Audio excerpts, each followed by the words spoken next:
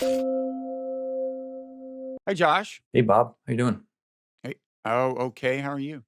Okay, too. Sounds like you've been a little bit stressed lately. A lot of work, no play.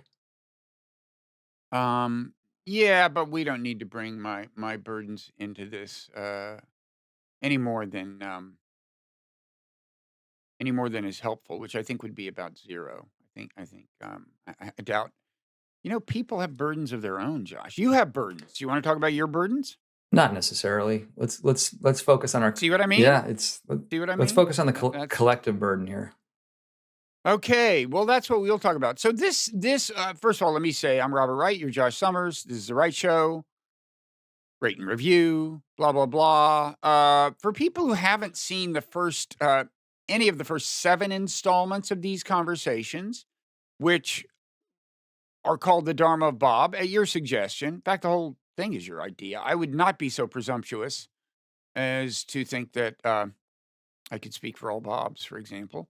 But in case there's anybody who isn't familiar with you, do you want to say anything about yourself? Yeah, sure. I mean, professionally, I've been working as a yoga and meditation instructor for a number of years. You and I met on a silent meditation retreat in 2003, kicked up a bit of a friendship, I think, later in the early teens, like 2011 maybe, after another retreat. We have a shared late friend, Michael Brooks, and Whose death was kind of initiated these conversations in an odd way that we needn't get into. But yeah, he was a mutual friend, and to some extent, these conversations I like to think are in the spirit of his legacy. I like to think of it that way too. He'd be happy about it. So yeah, that's sort of, and we're here to talk about. I'm trying to help facilitate the your clarity and delivery of message around your worldview and potentially your salvific message. It's a job somebody's got to do. Now, let me tell you this kind of weird backstory of this particular conversation. Okay, so there's a podcast called Decoding the Gurus, which kind of assesses what they call secular gurus. Jordan Peterson, Sam Harris being a couple of prominent examples. I've actually been on their podcast, but not as a secular guru. And in general, the secular gurus don't necessarily appear on their podcast. They just kind of appraise, they play clips of the secular gurus. And it's a critical perspective, but not in the sense of being entirely negative. In the good sense of the term critical, they do bring a certain skepticism to many to bear on many secular gurus. Anyway, this Twitter exchange between me and the hosts, Matthew Brown and Chris Kavanaugh, happened where they said, well, why don't we treat me as a secular guru and appraise me? And even though they realize I'm kind of a borderline case, I don't really go in full on guru mode the way, say, Sam or Jordan Peterson does, I would say.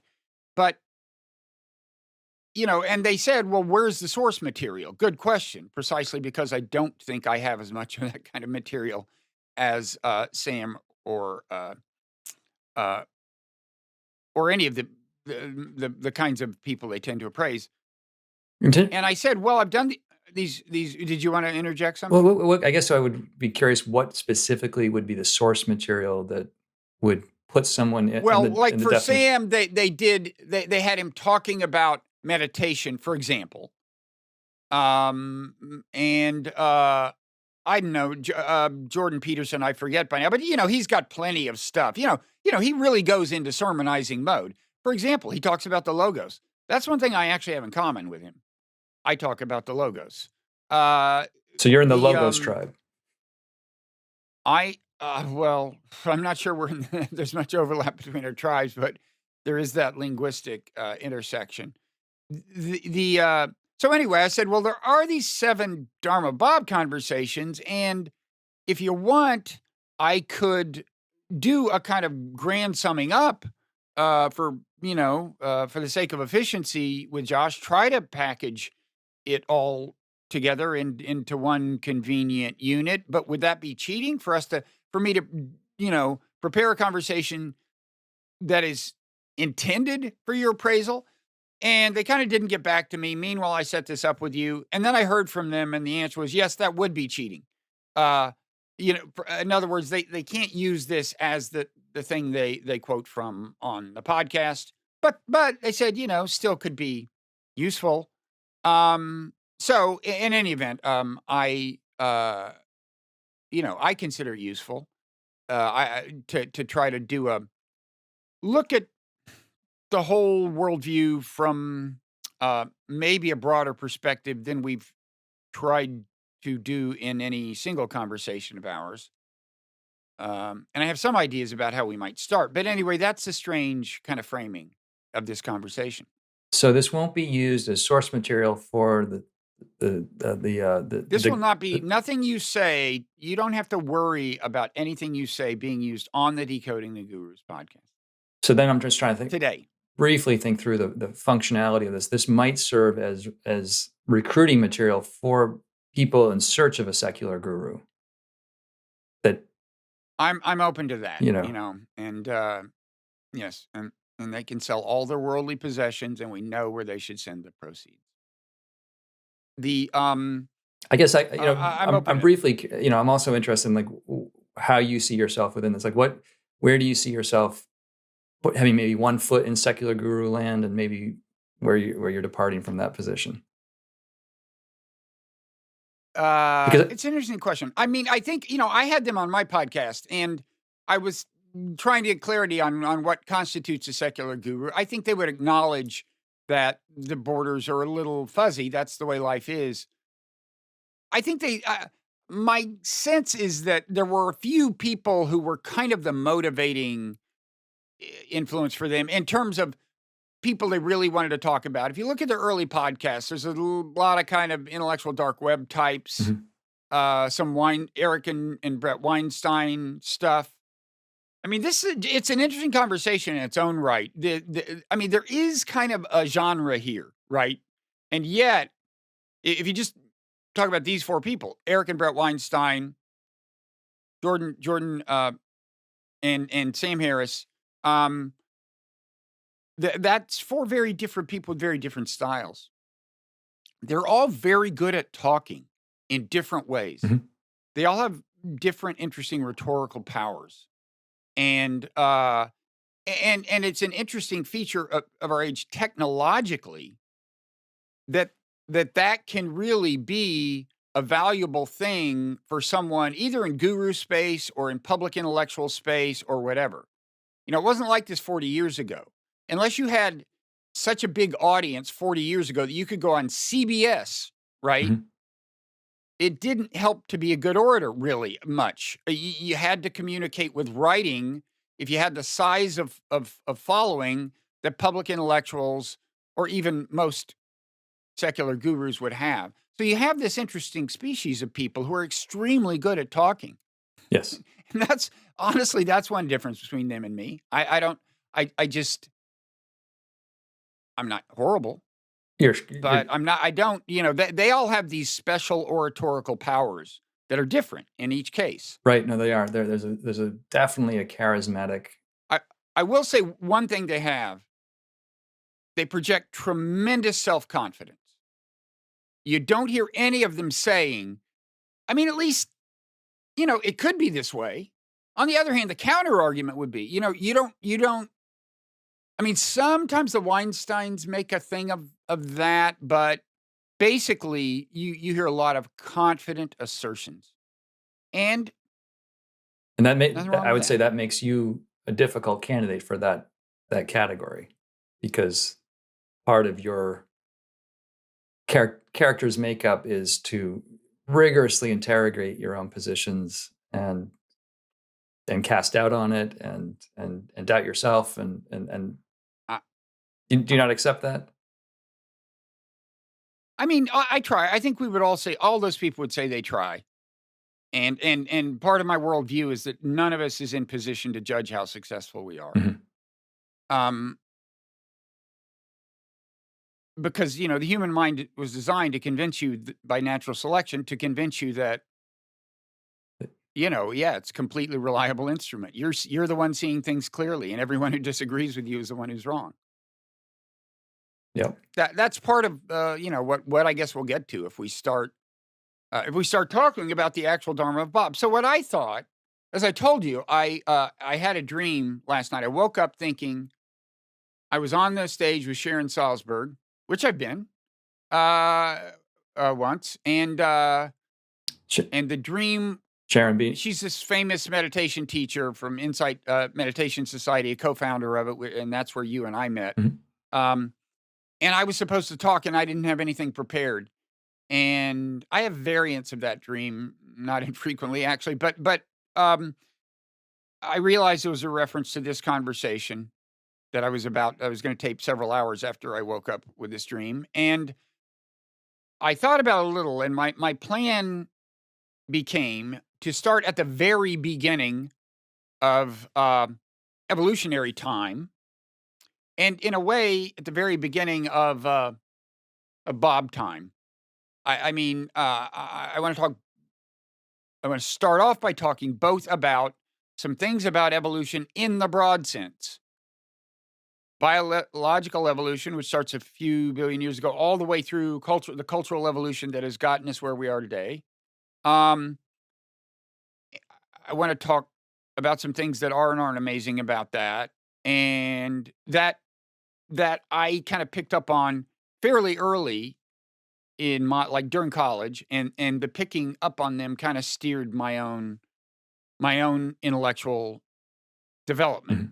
And then ultimately, we hope this does lead to more practical things, including meditation, and we'll see. Right. There's descriptive arms to your worldview and some prescriptive arms to your worldview.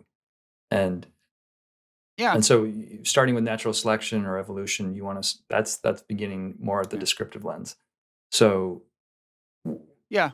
What happened in college for you? So I first got amazed by natural selection in high school when I really understood it. Just understood the way it actually works. Pretty amazing and powerful. In college, I guess I would say it seems to me there are a couple of things that should amaze you about evolution, and one thing that shouldn't, or at least it's natural for these things to amaze you. I think it is very natural to be amazed when you first understand natural selection, that it could have led to all this, in the sense of all animal species, including us. Very simple principle. You start off with some genetic material, some information encoded in chemistry. These happen to be strands of information that make copies of themselves. They make copying mistakes every once in a while. And that's the whole algorithm at the beginning, apparently. The copying mistakes create variety. The varieties that are best at getting themselves copied persist and flourish. And that's it. And as things develop and you get sexual recombination, you get new sources of novelty, of variety. But still, in the beginning, it's pretty much copying and copying errors, as I understand it. More or less. Anyway, it's a pretty simple algorithm, and I think at first you should be amazed in a kind of head-scratching way, like, wait, are you sure? Like, you start out with this in the primordial ooze, and then the next thing you know, you're like, talking to an Uber driver. Like, whoa, how do we really, seriously, can we, first of all, it's not next thing you know, it's several billion years later, but still, it should amaze you. But then, what should, in a way, amaze you more is how it's not amazing. What I mean by that is, when you start thinking about the algorithm, you start seeing its power. You start seeing why, yes, actually, given long enough, and given a planet that's not too hot, not too cold, and so on, and doesn't get wiped out, by some catastrophe, then it's really not that amazing because the algorithm is that powerful. Okay. And there are subtle wrinkles to how powerful it is. And a big one is, and this was a big epiphany for me in college when I first understood the theory of kin selection. Now, the theory of kin selection at the level of organisms explains why we feel altruistic toward close relatives, why that would be favored by natural selection. And there's you could hear that without understanding how the mechanism works. And I think when you understand how the actual selective mechanism does favor that kind of altruism, it's so beautiful and elegant that you might have an epiphany the way I did when I finally understood it. But an interesting thing about that is it also applies at much lower levels of organization than multi-celled organisms. Okay, so for example, once a strand replicates and there's a copy of itself next to it, if it does things that help the other strand that has the same information, that kind of altruism will be favored right at the beginning of time. And I don't want to dwell on that, or I've explained it in my book Nonzero, in the chapters on biological complexity. But that's an amazing fact, and it helps explain why you start getting cellular complexity. It helps explain why you get multi-celled life has evolved multiple times independently. It wasn't just one lucky shot. It's evolved independently. I don't know what the count is, 6, 7, 8 times or something. And so are you're saying that at the genetic level, there's a kind of altruism being expressed? Well, I'm not saying that one strand of DNA is, has this warm feeling in its heart. I'm just saying, in fact, we'll get to the question of why there are feelings, which is another amazing thing. But I'm saying the behavioral expression. I'm saying if you've got 3 strands of identical, say, RNA floating around in the primordial ooze, any 3 strands of genetic information, and they develop a mutation such that if there's something that threatens all 3, the first one to sense it steps out and says, and does a self-sacrificial thing that saves the other 2.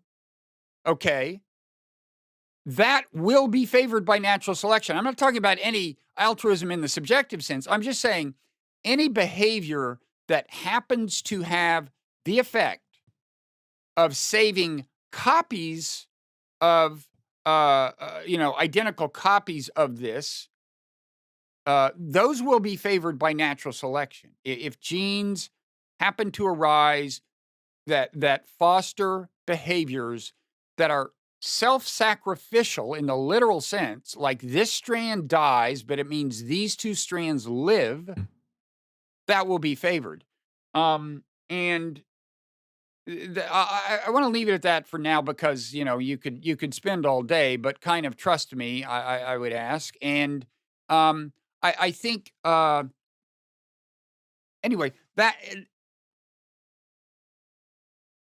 there's also there's a non-zero sum logic driving, but in general, when you think about when you really think about the algorithm of natural selection, you start thinking, well, okay, so if it has enough time, billions of years, and it has these really powerful properties and novelty is generated, and you give this very simple algorithm enough time, yeah, it actually isn't surprising in a way that we get higher and higher levels of complexity, multi-celled life, so on, smarter and smarter forms of life, which we have over time. Doesn't mean all lineages get a lot smarter, but in a sense, all have gotten smarter. They're all smarter than they started out. Everyone, bacteria, all of them have more behavioral flexibility than they did once.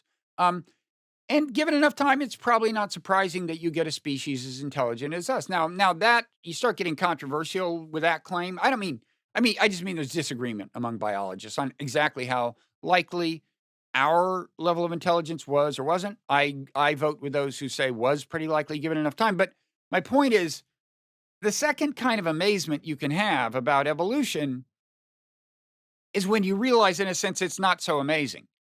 Because then you go, whoa, what an amazing algorithm. I mean, if you have an algorithm that is actually likely to generate all this stuff, and it's as simple as I just described it, that's like the world's most powerful algorithm. That's amazing. It is. I think I may have quoted this on a different conversation, but years back I was watching a show in Ireland, RTE1 talk show, and Richard Dawkins was the guest. And someone asked him, define natural selection. And I think he said something like the non-random selection of randomized process. Does that sound like that makes sense insofar as it goes. I mean, I think he would agree that as time goes on, it can become the case that the novelty is generated in a way that's not, maybe strictly speaking, random. It's called the evolution of evolvability. And this is within the constraints of standard Darwinian thinking, but organisms can develop things that make novel characteristics maybe a little more likely than pure randomness to be useful and to survive. But there's nothing mystical there or anything. That's a wrinkle. But yeah, that's right. Mm-hmm. So right, it's utterly simple.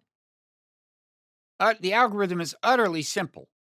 And yet, I'm saying, the first form of amazement, again, is like, whoa, I don't see how that could have happened. That's amazing. Must have taken a miracle. And then you realize, no, it didn't take a miracle. And that's even more amazing because it's such a tribute to the power of the algorithm. So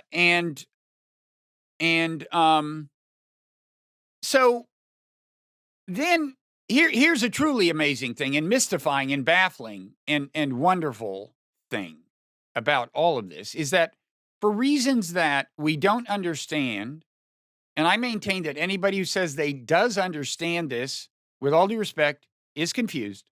I would say for reasons we don't understand, it is like something to be alive. There is subjective experience associated with being certainly a human organism, at least me. I mean, this is the only one I can verify, me. But it's like something to be me. I'm pretty sure it's like something to be you. I'm reasonably confident it's like something to be my dogs. At the moment they're sleeping, and it may not be like much, but and that, again, I think we've probably talked about the argument for why it's not clear why subjective experience had to be part of this whole thing. Well, no, I was just going to say that I don't think we've gotten into that. I think that would be something to open up a little bit, which is it's a critical part of my worldview. How amazing it is. But just if I can reflect it, it's just that you could have the evolutionary process you're describing without subjectivity. Exactly. We intuitively think that our subjective experience is functionally valuable. If your hand gets close to a flame, you feel the heat and you withdraw your hand and you think, wow, it's a good thing I have subjective experience because I felt the pain withdrew my hand. Well, okay, but according to mainstream behavioral science, the subjective experience was not essential. I mean, mainstream behavioral science says, look, I can show you the physical sensors on your finger and the flow of physical information that goes up your arm and the processes it trigger that lead to the reflex of withdrawing your arm. Moreover, we can build robots that have all that, and we assume it's not like anything to be them. So we have a lot of reason to believe that the subjective experience is superfluous in functional terms. And in any event, that statement alone, that's one of those creepy, weird, whoa kind of ideas that you could be totally functioning, running around, doing your thing, and have zero subjectivity. And I just want to say, the only alternative to that, okay, you can posit a function to the subjective stuff, as Descartes did. But then you're kind of departing from what we think of as a scientific worldview. You're attributing causal influence to, in a certain sense, non-physical stuff. I mean, my subjective experience is not physical in the sense that all the things we call physical are, because no one can observe it but me. Everything we call physical, the little atoms in my brain and so on, can in principle be observed by more than one person. Two different people can look at my brain through a microscope and see that. Mhm. Two different people can look at everything we call physical and agree that it's there. But our subjective experience is something that is not publicly observable. Okay? So, if you want to say, no, actually, I think you're experiencing the pain is what led the hand to withdraw. Well, fine.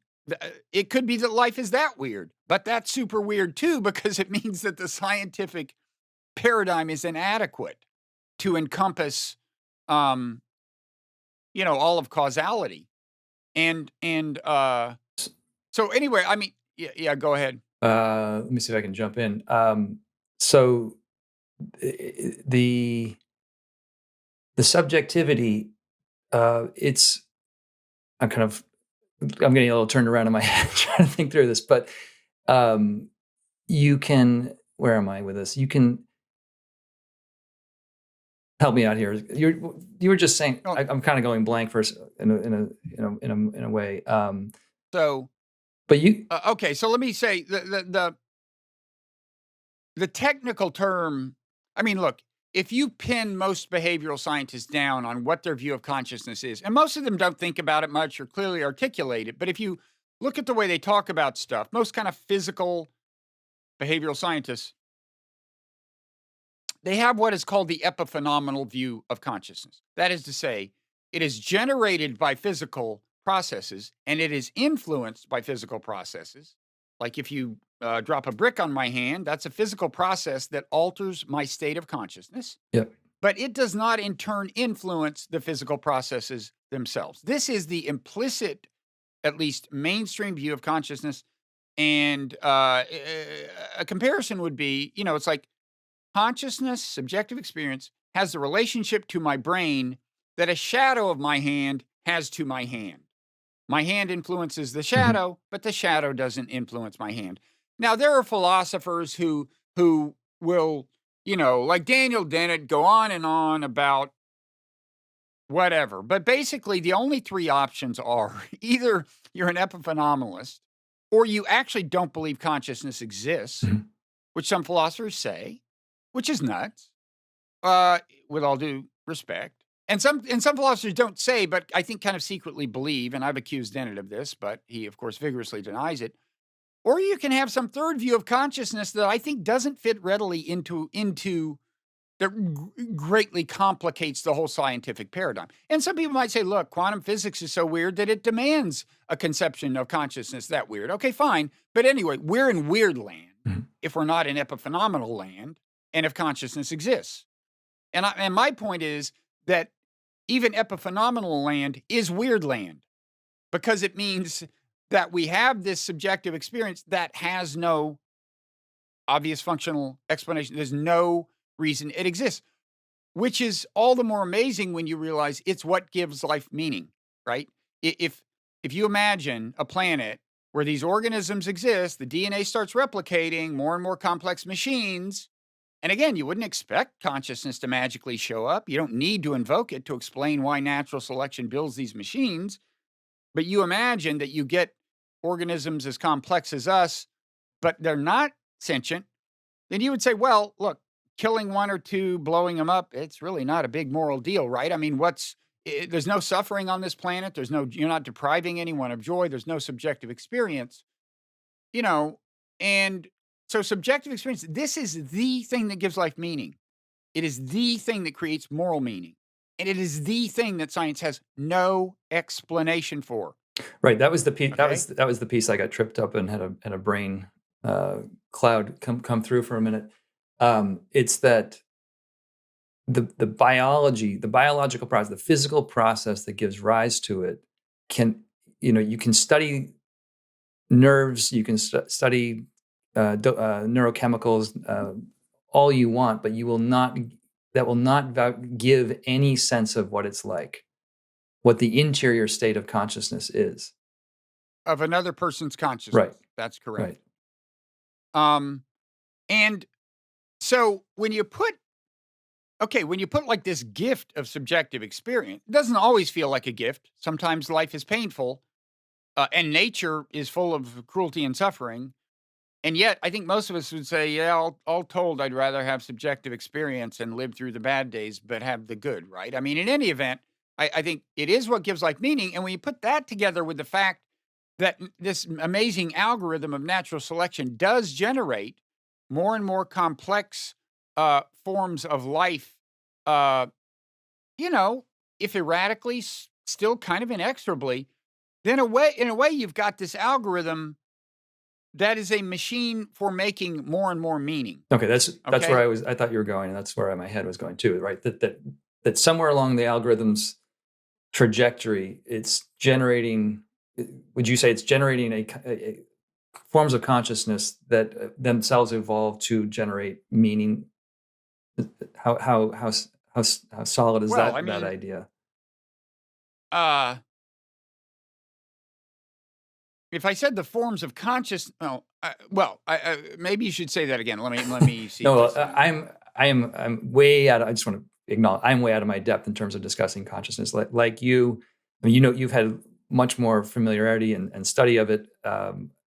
I get turned around very quickly when I hear people talk about it, because it just starts to blow my mind so much. I'm like, I can't get my head around this. But you're not saying where and when consciousness comes online, right? But you're just sort of saying... No, I mean, I'm agnostic. I think I share... I think it's not crazy to think it exists in small measure in anything we call life, maybe, or anything. I don't know. I think most of us have the intuition, though, that it didn't just start with us, right? We certainly treat animals. Almost all of us treat animals as if they're capable of suffering, right? It's not like people who eat meat defend it by saying, well, they can't feel anything anyway. Right. It's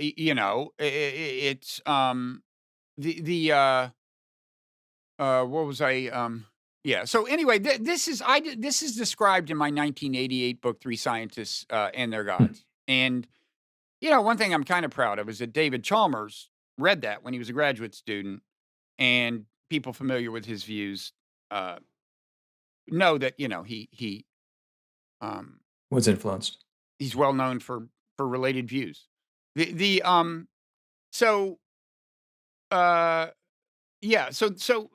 Evolution is this amazing machine for generating meaning and more meaning. Okay, more complex organisms, richer and richer forms of life. Now, I should say, and I may pause just because I can hear some misunderstanding potentially from some sectors in the audience. When you say evolution is generating meaning, it's capital M meaning just the category of meaning itself, not specific forms of meaning. Or maybe not personal forms of meaning. Like, because I can imagine someone saying, I don't feel like the meaning of my life is determined by this algorithm. There's that conception. No, I just mean the fact, if you agree with me that life without subjective experience, if we were just robots lacking sentience, that kind of life would really lack fundamental meaning. Right. And that's what I meant by the category of meaning. Yeah, that's all I mean. I don't mean like the comprehension of sentences, that kind of meaning. I mean meaning in the more moral, spiritual sense of like, why is life worth living? And why do we take moral questions seriously? And why is it worth talking about how we treat other people and animals? And that's the kind of meaning I mean. And I'm saying, natural selection is this algorithm for generating more and more meaning. Mm-hmm. And we don't have a clue as to why. Now, I should say, as to how that came to be the case. I mean, we also don't quite understand how the initial strands of self-replicating information came to show up and do what they do, but that's kind of thought to be, at least you can have hypotheses, you can have conjectures. The question of why there's subjective experience, that's a little more problematic. And, I should say, separate from this, and this, I want to be careful about how I phrase this.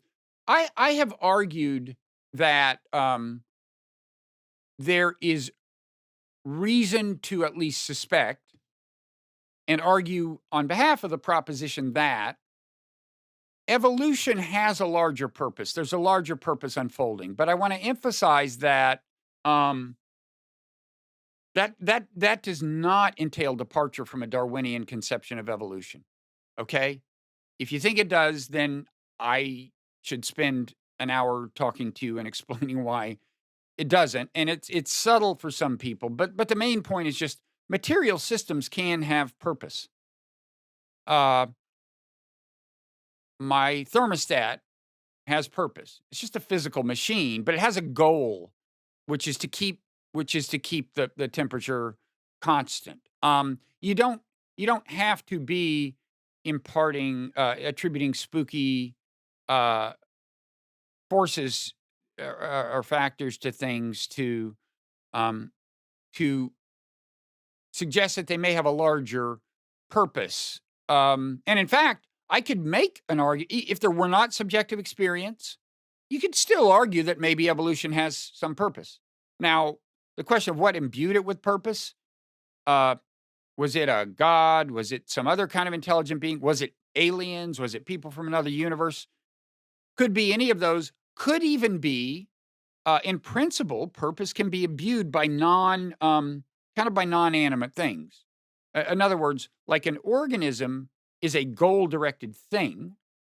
There's a sense in which an organism has a purpose, namely to get genes into the next generation, but it was not created by a conscious creator or designer. It was just created by natural selection.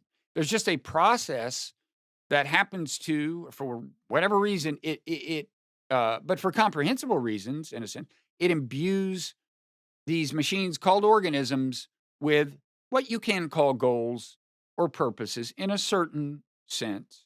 And by the way, this is something I agree with Dan Dennett on. I mean, I agree that organisms can be described as having goals and purposes. I encourage people to Google my discussion with him about the other question of whether evolution has a purpose, because he kind of seems to agree or accept my argument, and then later said he didn't. But that's in a way a good the one conversation between me and him on YouTube. If people want to explore this, the logic of this, that might be illuminating. But I want to kind of bracket that because most of my worldview does not require that you accept that there could be a purpose to evolution. And I want to emphasize again, it's not the kind of purpose that would lead you to depart from a Darwinian conception of the mechanisms driving evolution. But I personally think the arguments on behalf of it are stronger than some people acknowledge. The suggestion freaks some people out. Like Steve Pinker, I've had this conversation with him on YouTube. He kind of gets triggered, I would say, by this kind of talk, in a way that I think he shouldn't, if he understands clearly what the talk is. But there are some people who are interested in questions of larger purpose. Some people who aren't. I think my worldview works for people who aren't. Maybe it's richer for people who are. That's what I would say. But you are sympathetic. You yourself hold the idea. I suspect, yeah. If I had to bet, I would bet there's something we don't understand about how natural selection came to be that explains some of the mysteries we've been talking about, namely the mystery of consciousness, and does entail and does ultimately lead to the conclusion that in some sense natural selection has a purpose. Now to give you an idea of how far-ranging the things could be that imbued purpose, Lee Smolin, the physicist, has this idea that maybe universes replicate, perhaps through black holes. So there could be natural selection among universes. So what gets favored, so you can imagine universes that create a lot of black holes get favored over time, right? They're good at reproducing. Now, you can also imagine scenarios where universes that develop intelligent life wind up with more black holes, or for some other reason are better at reproducing. If that were the case, and I've discussed this with him, and he says, yeah, in theory, this could be, he gets exactly what I'm saying, that if you have self-replicating universes, and those universes that have intelligent life are better at replicating, then that is this kind of meta-natural selection thing that would lead to universes in which, yes, evolution can be said to have a purpose, if that makes sense. Whether it does or not, but my point is, I'm not necessarily saying, that if evolution has a purpose, there is some God or something. Could be an intelligent being, or could be we're in a simulation. That would be another version of evolution having a purpose. If the designer of the simulation said, I think it would be cool if XYZ created this algorithm of natural selection as part of the simulation's algorithm, that's another scenario. Okay, I'm just saying that there are more reasons than I think people appreciate to suspect that some such scenario applies, and evolution, in some sense, has a larger purpose. Wow. I feel like I should say. I guess you and I have never talked about this. I mean, it's in my book Nonzero. I don't spend enough time clarifying maybe all the points I've tried to clarify. If you pay attention, I think they're kind of clarified. But I think we talked about this in an earlier one when we were circling around. Let me say quickly that, in a way, the best written resource on this is if you Google my New York Times piece, "Does Evolution Have a Purpose?" or something like that. It was in the New York Times in their philosophy blog called The Stone. And that links to an argument I put on meaningoflife.tv that is, and those two things together, the Times piece and then the elaboration and explanation in that essay I did on Meaning of Life TV, that's the clearest, most kind of schematic argument for an attempt to clarify what I mean by the argument for purpose. I know this is somewhere in your worldview, I think, and maybe we may be ahead of where you want to bring this up, but I feel like I've gotten a sense in talking to you now that part of the purpose is that it's largely invisible to the creatures that it has created. That both natural selection, non-zero sumness, other elements that have evolved within natural selection, that they are functioning below conscious awareness, that they're invisible to us, at least, and that I feel like you recognize, or I see that in order for us to avert apocalypse now, that to a certain degree, more people need to become conscious of this underlying invisible logic, and in a sense, align and conform to it in a way to participate with it, to further its continuance. Does that sort of sit right? I think I know what you're saying, and I want to say one more thing about evolution and what was and wasn't likely, by way of leading back to it, which is, if you think intelligent life of our kind was likely, that means you think you get a smart creature that's making technologies, and in other ways is generating what's called culture, which just means, a formative book for me was a book called The Evolution of Culture in Animals, written by a professor of mine in college, John Bonner, and it was about all the way these various non-human animals actually have culture, by which he just means the transmission of non-genetic information from generation to generation. So some monkeys figure out a new way to wash potatoes. Yeah, recipes. And it spreads through the generation, right? Yeah. And the point, it heightened my appreciation that actually cultural evolution, which is, of course, most robust and impressive in our species because it accounts for everything from technology to music to religion to science to all the stuff that's not strictly in our genes, was actually again, this depends on believing that the eventual advent of intelligent life was likely, um, but you see that it was not an unlikely outcome, and and if you believe, as I argue in Nonzero, that kind of human cultural evolution starts having its own impetus, right? That has the effect of carrying social organization to higher and higher levels pretty inexorably. Okay, so biological evolution has, I would say, pretty inexorably led life to higher and higher levels of organization, cells, multi-celled life, more and more complex behaviors, societies of multi-celled animals, that's another level.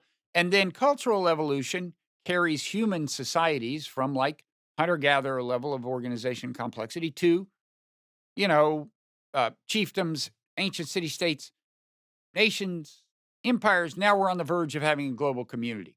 So if you put all this together and you see all of this as a kind of a flowering of a single seed, which is the algorithm of natural selection, that's kind of mind blowing. Mhm.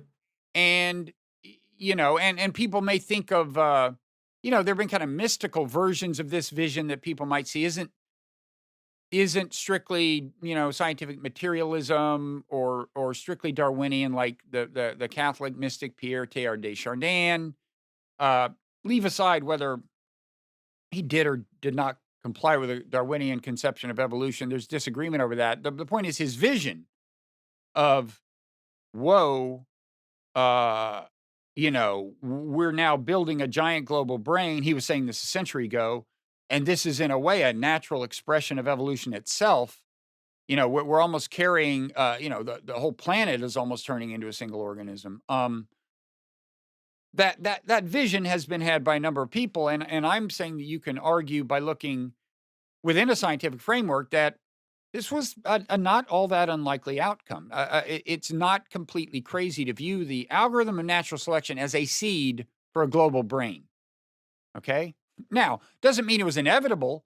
There are lots of seeds that don't succeed in becoming flowers, but they're still seeds because under certain circumstances, they have a high likelihood of turning into a flower. And as a technical matter, whether you think it's fair to call the algorithm a seed for a giant global brain probably does depend on whether you accept the argument that maybe there is a larger purpose unfolding through evolution. But in any event, my argument is that this algorithm uh, was likely to get us to this amazing place we are, which is on the verge of global community. And I think crossing the threshold to the global community requires certain things of us. If we don't want to blow the planet up, if we don't want to dissolve into fighting and chaos, that requires certain things of us. And that is kind of the heart of my Dharma, my worldview is like, uh, is that we should all ask, well, I would encourage us to ask, like, how do I need to maybe change the way I'm living or thinking if I'm going to do my part to increase the chances that this whole experiment flourishes and we do cross the threshold into global community and don't dissolve into fighting and chaos, blow the whole thing up with nuclear weapons, destroy the environment via climate change and other things. So So I think, I believe it or not, I think that takes us to the threshold of what you were saying. But go ahead. right, yeah, and so we're at that threshold, and if you were to fast forward, say 100 years or 200 years, and imagine yourself a future as a future historian looking back at this moment, um, I think in one of maybe in Nonzero you said that there needs to be something that like a historian would refer to as a revolution of sorts, whether it's a revolution of human psychology, consciousness, or attributes within those that allow the species to cross the threshold into a global community. I know we've talked about a little bit here or there, but what would constitute that revolution? Well, the funny thing is, I mean, I don't think we have to invent it because I think variants of it have been around. As you know, I mean, something you and I have in common is an interest in the Dharma in the Buddhist sense of the term, and the belief that certain forms of meditative practice, I would say notably mindfulness, um, the cultivation of mindfulness through meditation is one thing that helps us, that can help us all do our part to kind of save the world. Um, and to get back to the question you were asking, now I'm not saying that's the only path. There are lots of ways uh, to do this. They don't have to involve a Buddhist context. I don't think they have to involve meditation. I personally think it's a very helpful tool. But I think generically the thing that is required is that we all get better at transcending the distortions of thought and perception that were built into us by natural selection because they were good at getting genes transmitted in a very different environment. And actually, some of them can get your genes transmitted now. It's just that if you'd want to take the long view, like our genes surviving another 2,000 years, these tendencies, these cognitive, I would say, distortions, um, are not going to be helpful. And one way or another, we need to get better at transcending them. And that includes what's sometimes called the psychology of tribalism. There are problems with the term tribalism, but it's kind of become the standard term. And I think of it as involving these various cognitive biases, including confirmation bias, attribution error, which were actually built into us by natural selection because they helped individuals get their genes spread. And to get back to something I think you were saying earlier, I mean, we are not designed to be conscious of what is from natural selection's quote point of view, our purpose. We're not designed to be conscious of the fact that we are, gene proliferating machines by design. And uh and and we're not designed to be conscious of the distortions of cognition that are part of the machinery for propagating genes. I mean, that's definitionally true. A distortion of your cognition is something you're not aware of. Um, so I don't know. Maybe you should intervene at this point. I may have. Yeah, so you've been talking about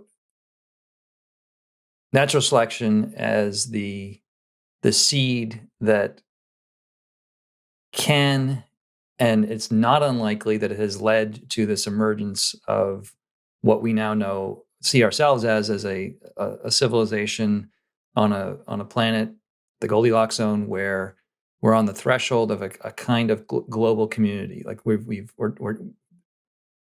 forms of societal evolution, cultural evolution have sort of gotten individuals to grow and expand their sense of identity in different ways. That it's moving towards this broader perception of a global village or global community sort of thing, right? Mm-hmm.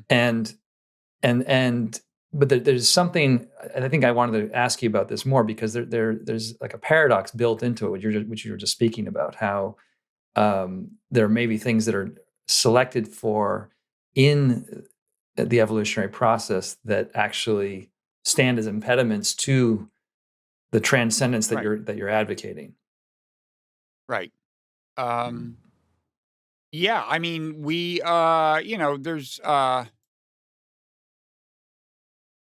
there's a thing called mismatch theory that's all about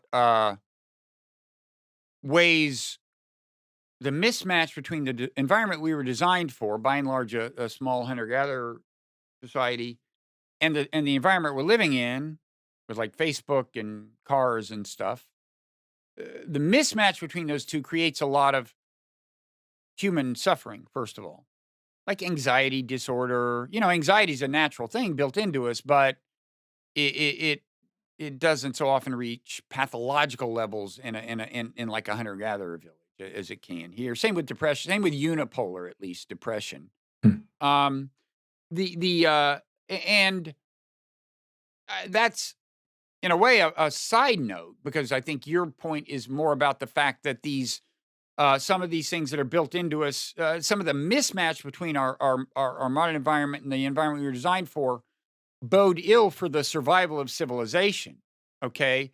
But I think the good news is the connection between these two aspects of mismatch. In other words, to a large extent, I think by recognizing the mismatch in ways that reduce our suffering, we can also increase the chances for civilization. Okay. I think the things required to save the world to a large extent are things that are conducive to mental health and what, if you want to, get fuzzy, you could call spiritual growth. But in any event, I think, kind of saving the world and saving ourselves, even just in the sense of being happier, more fulfilled people, to some extent naturally align. And I think that's good news, if true. Yeah, and then maybe there is as you're saying that, the question formed in my head that with cultural evolution, there's the environment itself seems to have amplified exponentially the way that evolutionary traits interact with the environment, producing negative experiences. So that, like, I'm just thinking of like social media technology, like the digital technology, and the correlated spike in anxiety, depression amongst people who are on those platforms regularly. So there's a way that the technological evolution itself is exacerbating. It seems to be exacerbating the negative symptoms that plague people from these evolutionary traits. And within that, there will be, I would imagine, a sort of a seeking of the door out. What's the door out of that exacerbation and inflammation of painful anxiety, depression? Well, I mean, we're both, you and I are both mindfulness advocates. I think that's a part of it, and it's a good example because, But does that make, even when I'm saying, does that, as I'm saying, I'm like, does this hold water from your end? Does that make sense to you? I think, I mean, do you want to say it one more time in its maximally pithy form? And See if I can. sure, Well, just that. Okay, technological evolution has.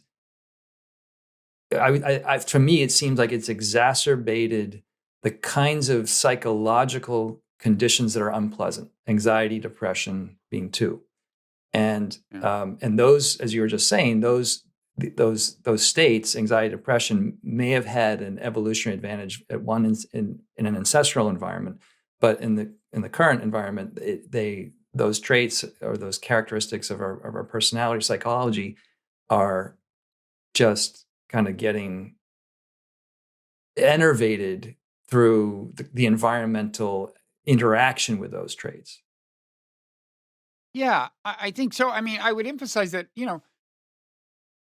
through technological and cultural evolution, we try to keep adjusting for the problems created by technological and cultural evolution, right? I mean, it's not just a thing that's an out of control thing where our environment gets, more and more at odds with our well-being and social harmony. It's like we try to adjust to the problems created. It's not like, I mean, remember, humans decide what technologies flourish, right? It's like you could invent a technology like a helmet I wear, and every 3 seconds it jabs a pencil into my ear, but there's just no market for that technology, right? I mean, so there is right away a selective mechanism in technological evolution. But that said, yeah, it happens that technologies that people accept and adopt wind up causing problems, either for other people in society or ultimately for themselves. And, social media is a good example, but I don't know how responsive this is. Well, I guess Question, it's bringing in, and this may be naive of me, but it's bringing an array of optimism in the sense that if the symptomatology gets bad enough, people are going to look for sustainable solutions. So yeah, I mean, this is one thing spiritual traditions do.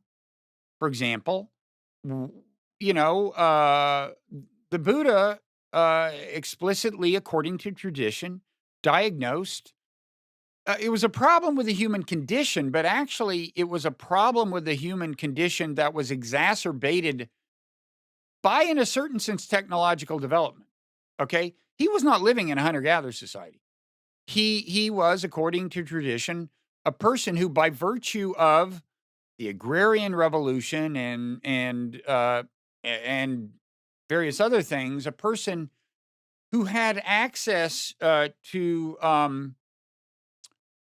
new forms of gratification and the possibility of excess of certain kinds of gratification was open to him. And to some extent, you can see the Dharma as representing, among other things, a way to handle the problem of excessive self indulgence. So I'm not saying that's all it was. There are problems with the human condition that are just problems with the human condition. Hunter-gatherer societies have problems. There are psychological problems and so on. Because, remember, natural selection doesn't naturally make us happy to begin with. That's not its goal, to make us happy. It's just to get our genes in the next generation. If that entails suffering on our part, then suffering there will be. We will be designed to periodically suffer. And that's a big part of the Buddha's diagnosis, is just to understand that, even in a hunter-gatherer society, our relentless pursuit of gratification, food, sex, what we can get, will lead to recurring dissatisfaction. We will always want more. The gratification will dissipate, the happiness will evaporate, and we will want more. But in any event, I mean, within spiritual traditions, we try to solve the problems that are inherent in the human condition, and also problems that are created by cultural evolution itself. Pharmacology tries to solve those problems, sometimes creating other problems. Psychiatrists try to solve those problems. Friends try to help one another solve those problems. Self-help groups try to solve, self-help books. Culture does, tries to solve its problems. And I think the solutions, can often be found within a lot of different traditions.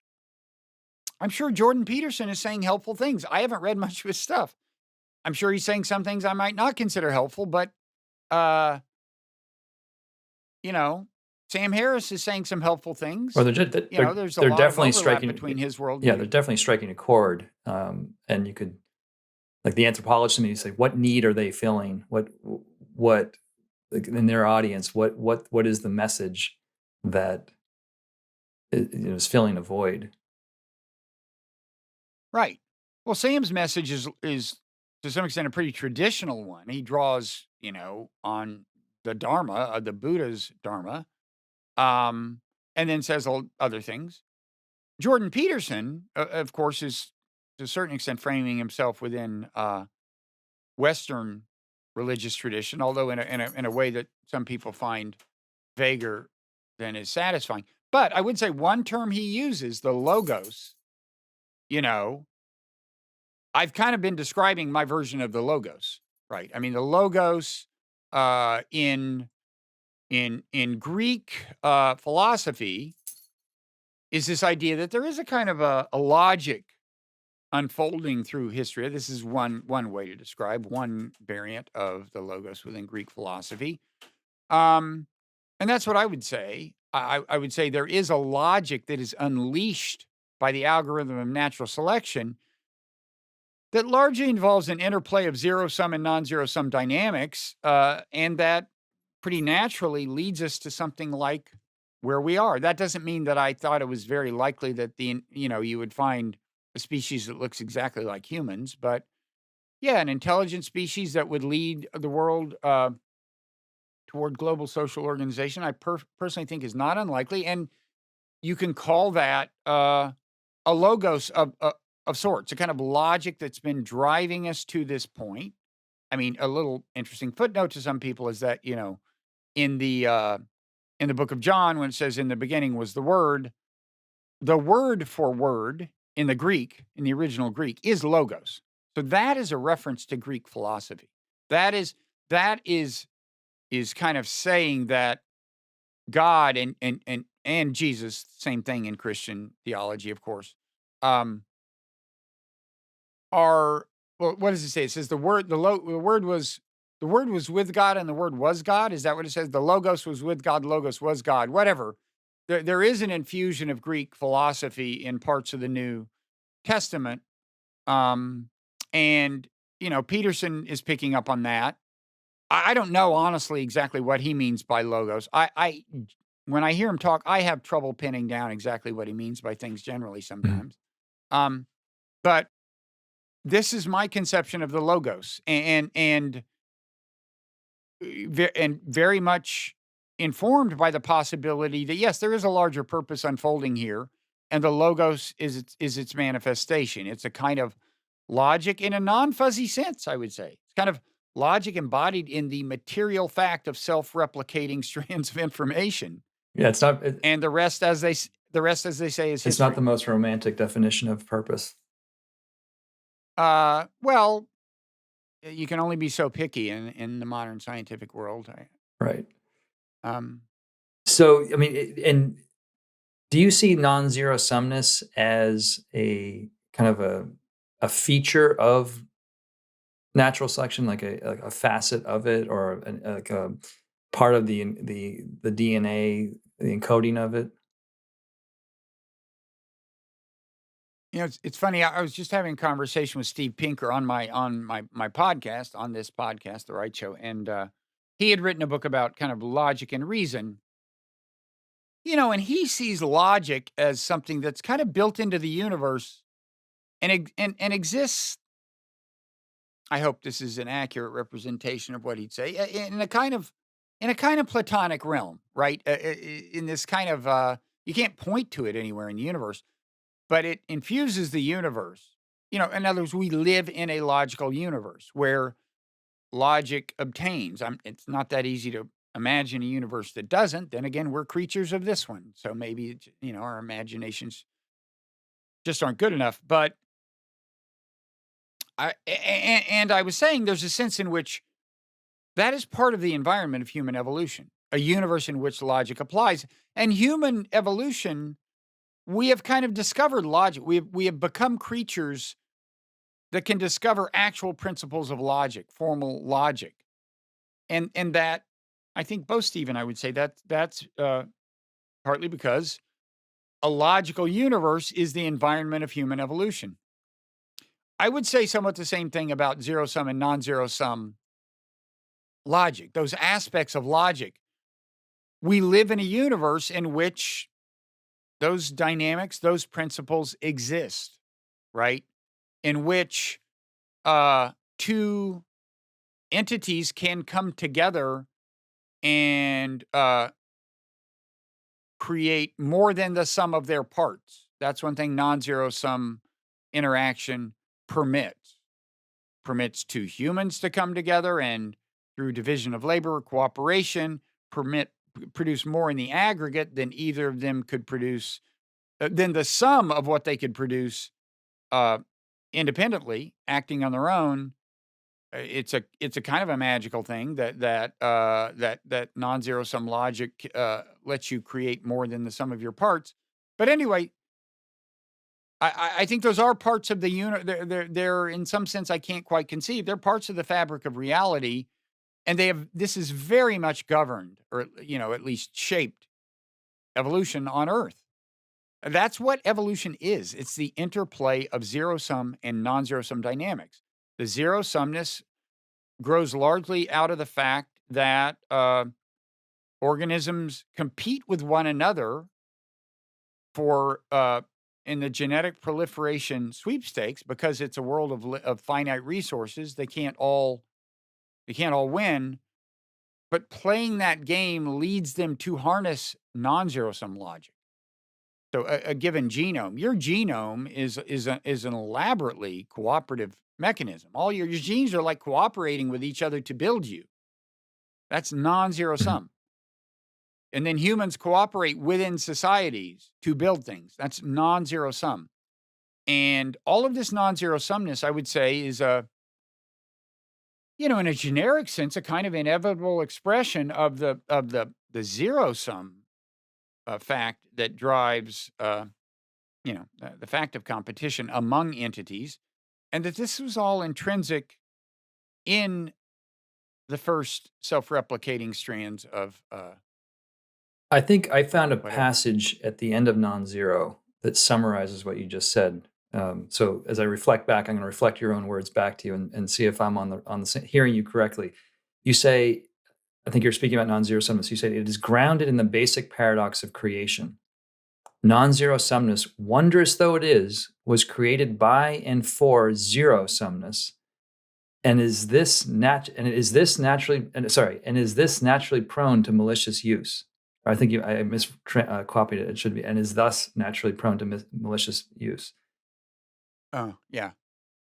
So, So, yeah, an example of that would be when societies cooperate through non-zero sum logic to wage war on another society, right? It can non-zero sumness can be put to nasty uses. It was to no small extent designed for that, by natural selection. I mhm. mean, um, Right. So you many of the know, historical common instances of non-zero sum dynamic working is usually driven by the presence of an animate threat, right? So two societies banding together to go to war against another tribe, for example.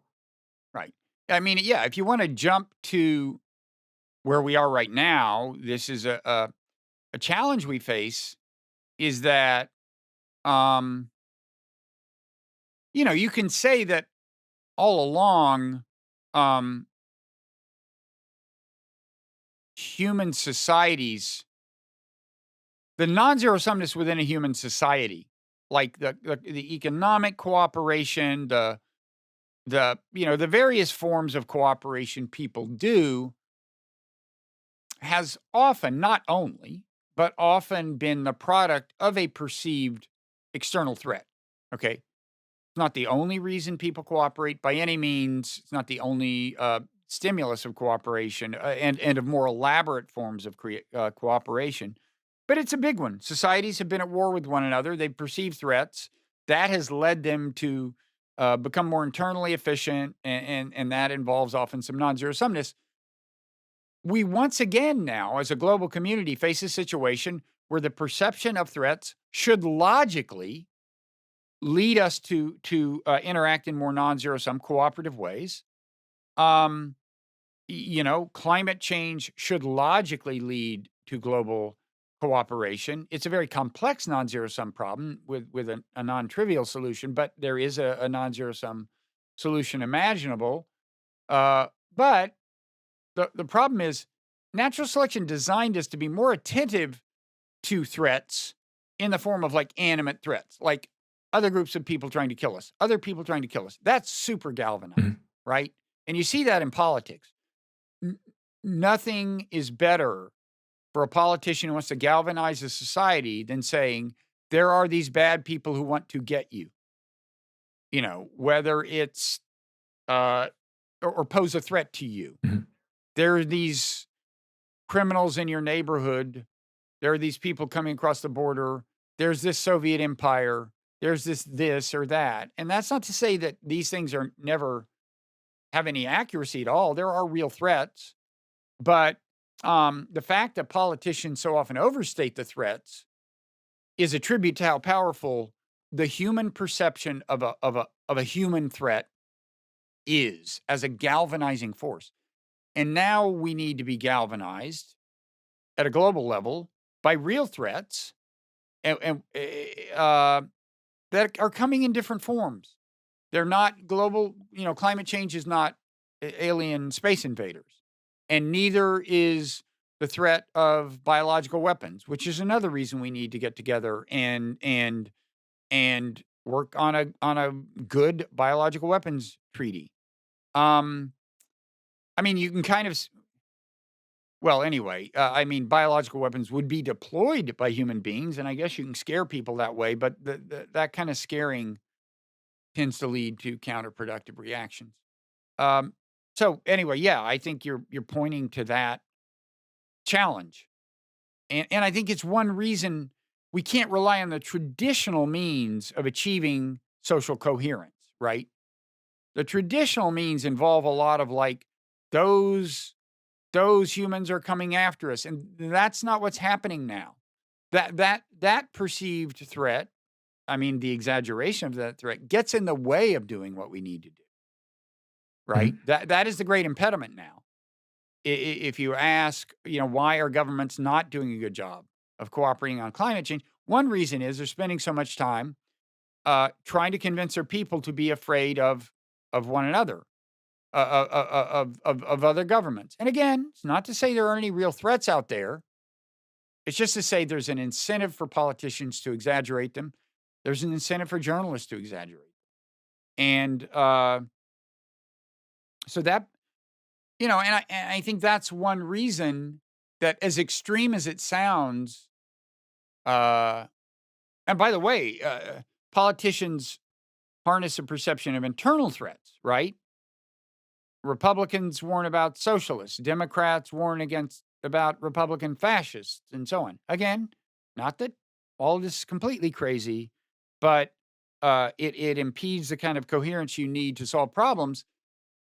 And all of this is why what sounds like an extreme solution, like mindfulness, is an extreme solution.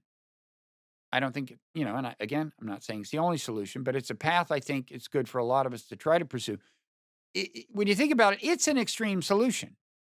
It's like, wait, humankind didn't have to sit down and meditate to get where we are, Mhm. right? That's kind of extreme, or to really seriously examine the biases that are built into us. We didn't have to do that to reach the national level of organization, right? It just kind of happened. Well, that's true, but at those levels of organization, just the galvanizing force can just be, the perception of a regular threat, and you can respond to it viscerally, and that kind of works for purposes of national cohesion. It's not going to work at the global level unless we actually get invaded by aliens, which is probably not going to happen. And so I think in an environment with lacking that kind of externally galvanizing threat, we need to find ways to encourage people to become more aware of the cognitive biases and the parts of human nature that, among other things, make them vulnerable to these politicians who are trying to terrify them about other groups, right? And that's again, I think the good news is developing the tools that make you more resistant to those kinds of politicians and other things we need to be resistant to can make you a happier, more fulfilled person. That's good news, but it's still pretty challenging, uh, for all of us to, even those of us who profess to be acutely aware of the problem that we're describing and that we think and we think we have an accurate diagnosis. It's hard for all of us. A few sentences back, you were saying, if people could be less vulnerable to the outsized projection of threats from certain from politicians. Does that sound kind of what you were saying as part of the solution? Yeah. Yeah. If we would be right, less vulnerable to various people who want to exploit us, and people on social media in our tribe who want to convince us that the other tribe is more contemptible than it actually is. Mhm. Yeah, to all kinds of and people who are, building up their Twitter followings by parasitizing our brains and further warping our perception. We need to resist them. These people in our own tribes. We need to rebel. Mhm. I had an experience recently, not to get too down the rabbit hole of a tangent, but I had an experience of going to a high school soccer game in the pouring rain, and it was no score for most of the game. I think early in the second half, the opposite team, or the enemy team, I should say, scored Absolutely. a goal. The goalie's father, who was on the team that I supported, was standing nearby me. I didn't know this man, but he immediately started screaming at the ref, saying that was offsides. And then his son also started hitting his fist against the goalpost, like that was offsides, a bullshit call. And before I knew it, I was also yelling at the ref.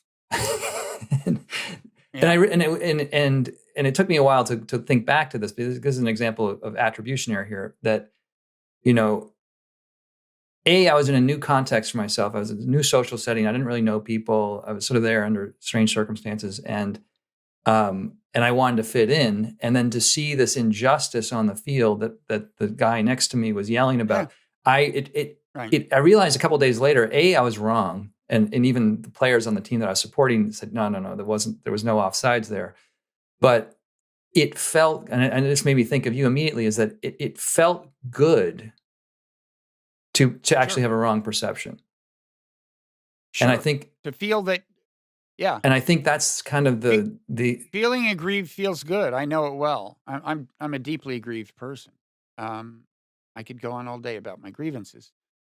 But you talked about feelings. We've talked about feelings a little bit, but I don't think we've talked about negative feelings, so the feelings of discomfort that drive behavior in a certain direction. But I have maybe necessarily heard you speak to the hook of the kind of the good feeling that comes from this kind of bias that locks us into the, and doesn't Yeah. get us to question it. Yeah. I want to quickly say, I saw a sign. This is by way of talking about how subtle I think the challenge of good conduct on social media is. It was a sign that somebody had put up at a kid's soccer thing. And it said, reminder, these are just kids. The coaches are doing their best. The referees are humans. That's all good. I thought the mistake was the last thing. And it said, and your child is not playing Major League Soccer. Now, that was funny, and it helped this thing spread on social media. But I thought, it's like that last thing, some people are going to take as a dig, right? It's like, that's a mistake. I think that's a subtle mistake in the messaging, is to start kind of saying, like, I'm making fun of you for taking this too seriously. That's what that last thing. Your kid is not playing major, that. Yeah, there's a I sanctimonious think, message of just relax, take it easy, take a deep breath. right. The first three sounded like the earnest and fine, and they should have just shut up then. And I mean, who knows? Maybe I'm wrong, but anyway, so where was I? But I am suggesting that we all need to be. Again, that made the thing more viral. That's the reason I saw it. It spread on social media because everybody's going like, yeah, these soccer parents are assholes.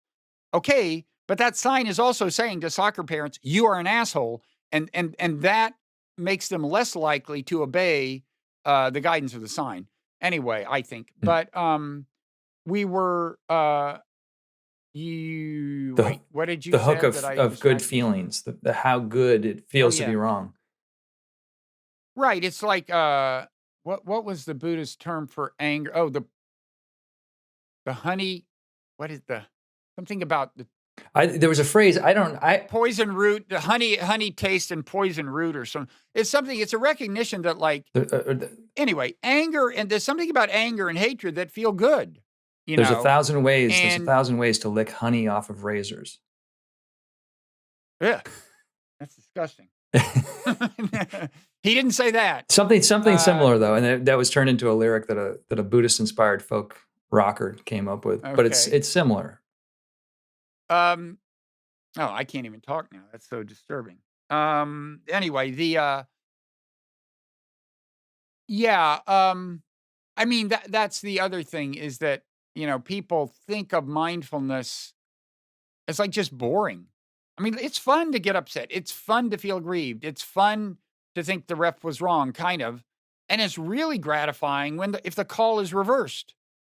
All that's fun. I'm not even arguing against all of it. But I think that there's also, I guess, I think the mistake is for people to think the calm that you're trying to cultivate with meditation is not a rich experience in itself, if you know what I mean. There's a tendency for people to think it's just a dulling of the amplitude. It's just a lowering of the amplitude of the good and the bad. Okay, less extreme anxiety, less depression, less extreme joy, less extreme pleasure. And I think that's not the case.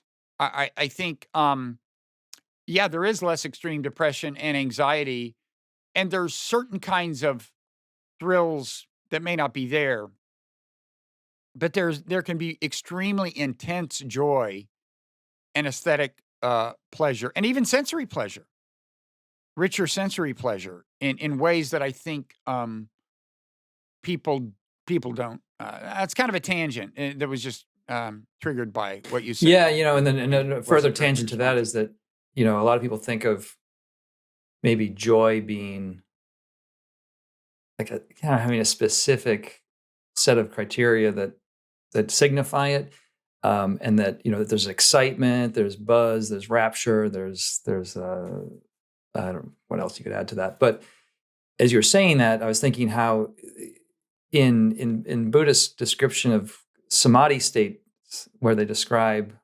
kind of the factors of mind that are present within the different states of samadhi, as the practitioner, and I am not an adept at this by any means. I'm just going by what I've read and sort of loosely try to correlate with my own experiences. But within the deepening of samadhi, which is kind of a deepening of stillness, a deepening of calm, certain factors do fall away. So like initially there might be a real sense of joy and blissful buzz or excitement, a real energetic state within the samadhi. But then that sort of falls off. It's like a launching rocket that falls off the shuttle. And then there are other states that remain, like happiness and equanimity.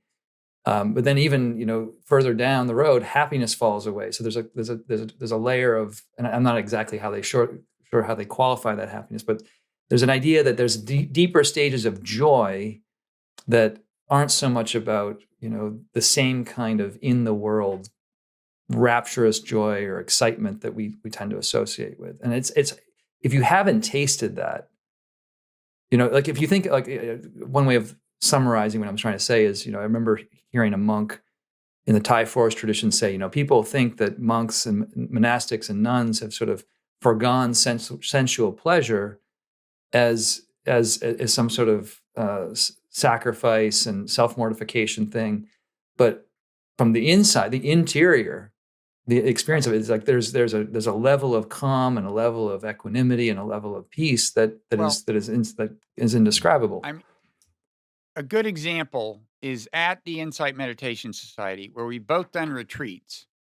First time I walked in the dining hall, I was like, why are so many people eating with their eyes closed? That seems strange. I eat with my eyes open.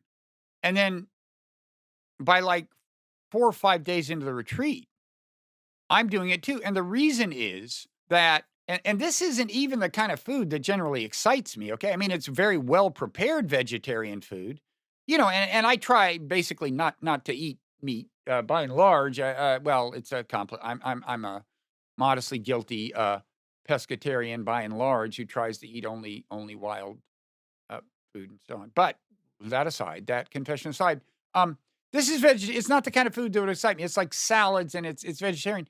And I mean, it is such a deeply pleasurable sensory experience that I was doing it too. I'm closing my eyes, and just luxuriating in the taste of things that I normally wouldn't even look forward to eating.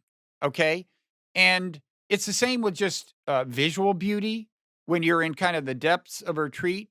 And as I always say, look, as a practical matter, you're going to have trouble hanging on to this state of consciousness in its full form after the retreat. At the same time, some meditation practice can enable you to better enjoy experiences like this. And it's almost indescribable. I'm sorry, but the idea of completely immersing yourself into the like crunching of a single sesame seed or something. I know it sounds boring. I'm telling you, kind of like sex. Well, no, I think we've even used this phrase, or I've tried to use this phrase, that there's a non-sexual sensuality to many aspects of life. You could even say, I don't want to get, cleaning the toilet bowl can have a non.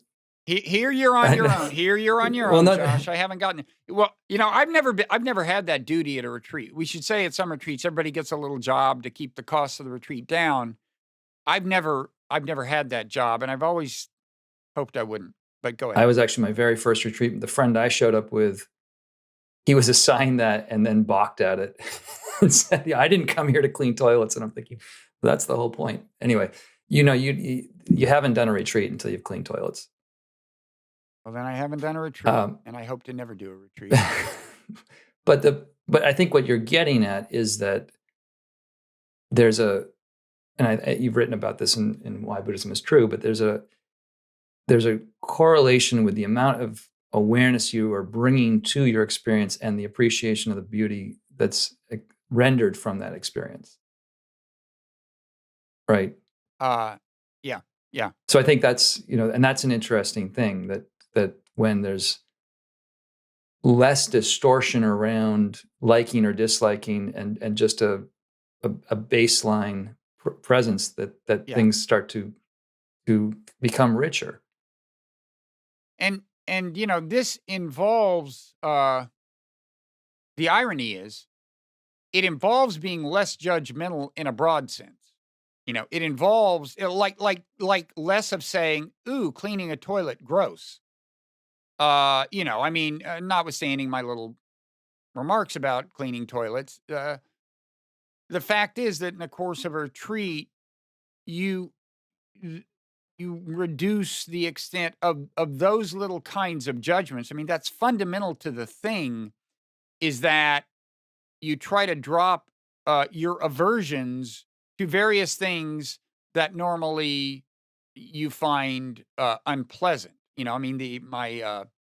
My own extreme case on a retreat was when I had I developed an abscess tooth on the retreat, and was feeling pain when I had liquids, and this was in the course of like a 2-week retreat, so I was probably pretty far into the retreat and was pretty darn good at meditating at that point, if I do say so myself. And I just for fun, I meditated, for like half an hour, then drank the liquid that was going to cause the deep tooth pain.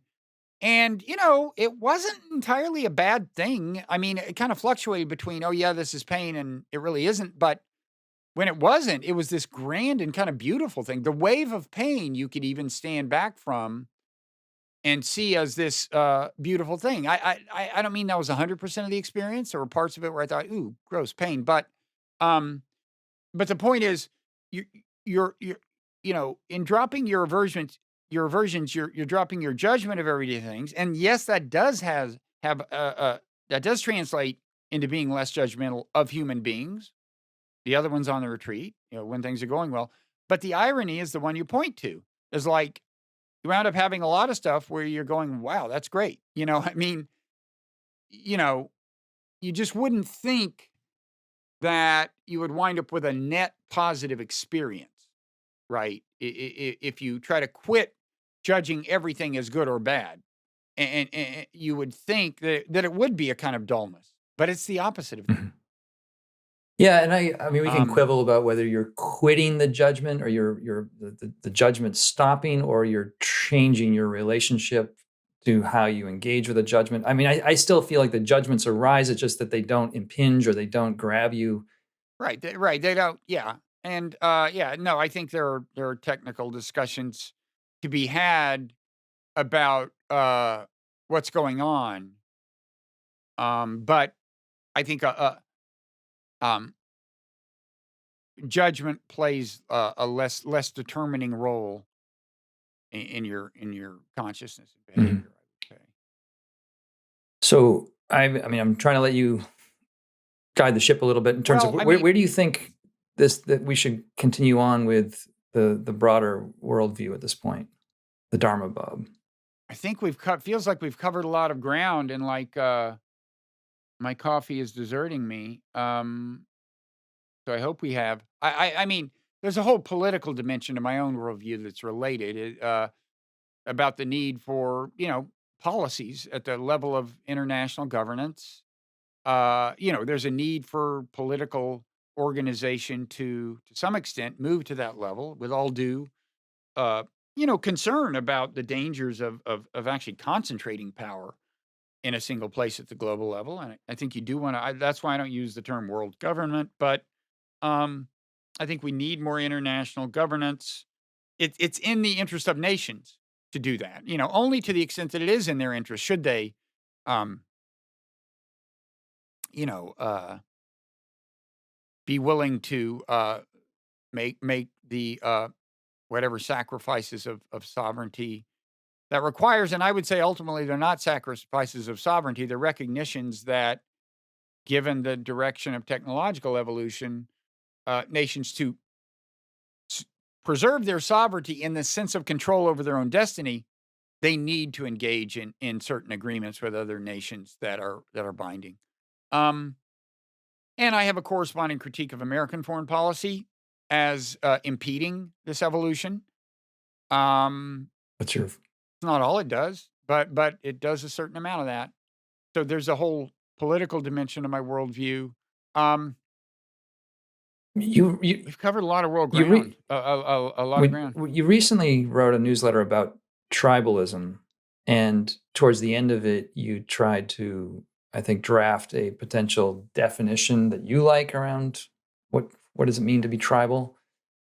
Yeah. And it raised a question for me that actually ties back to the kind of the mindfulness issue of being judgmental or non-judgmental. So I want to see if I can get this out. But you wrote that you are being tribal when your identification with a group or the cause it embodies creates distortions of thoughts and perceptions that lead to behaviors that heighten antagonisms with other groups. Right. Yeah. And I think the thing that the question that came up with was that, so if the outcome of what you do fuels antagonism in another group, that's by definition, by what you're saying, that making your action a tribal action, Well, right? Well, actually, I mean, I was tempted to add 2 footnotes. To say, note that I'm saying that it's when the antagonism is caused by distortion. Uh, I'm not saying that, first of all, cognitive distortion is always bad. There are perfectly harmless, like, having a non objective view of my daughters is sometimes a perfectly fine thing.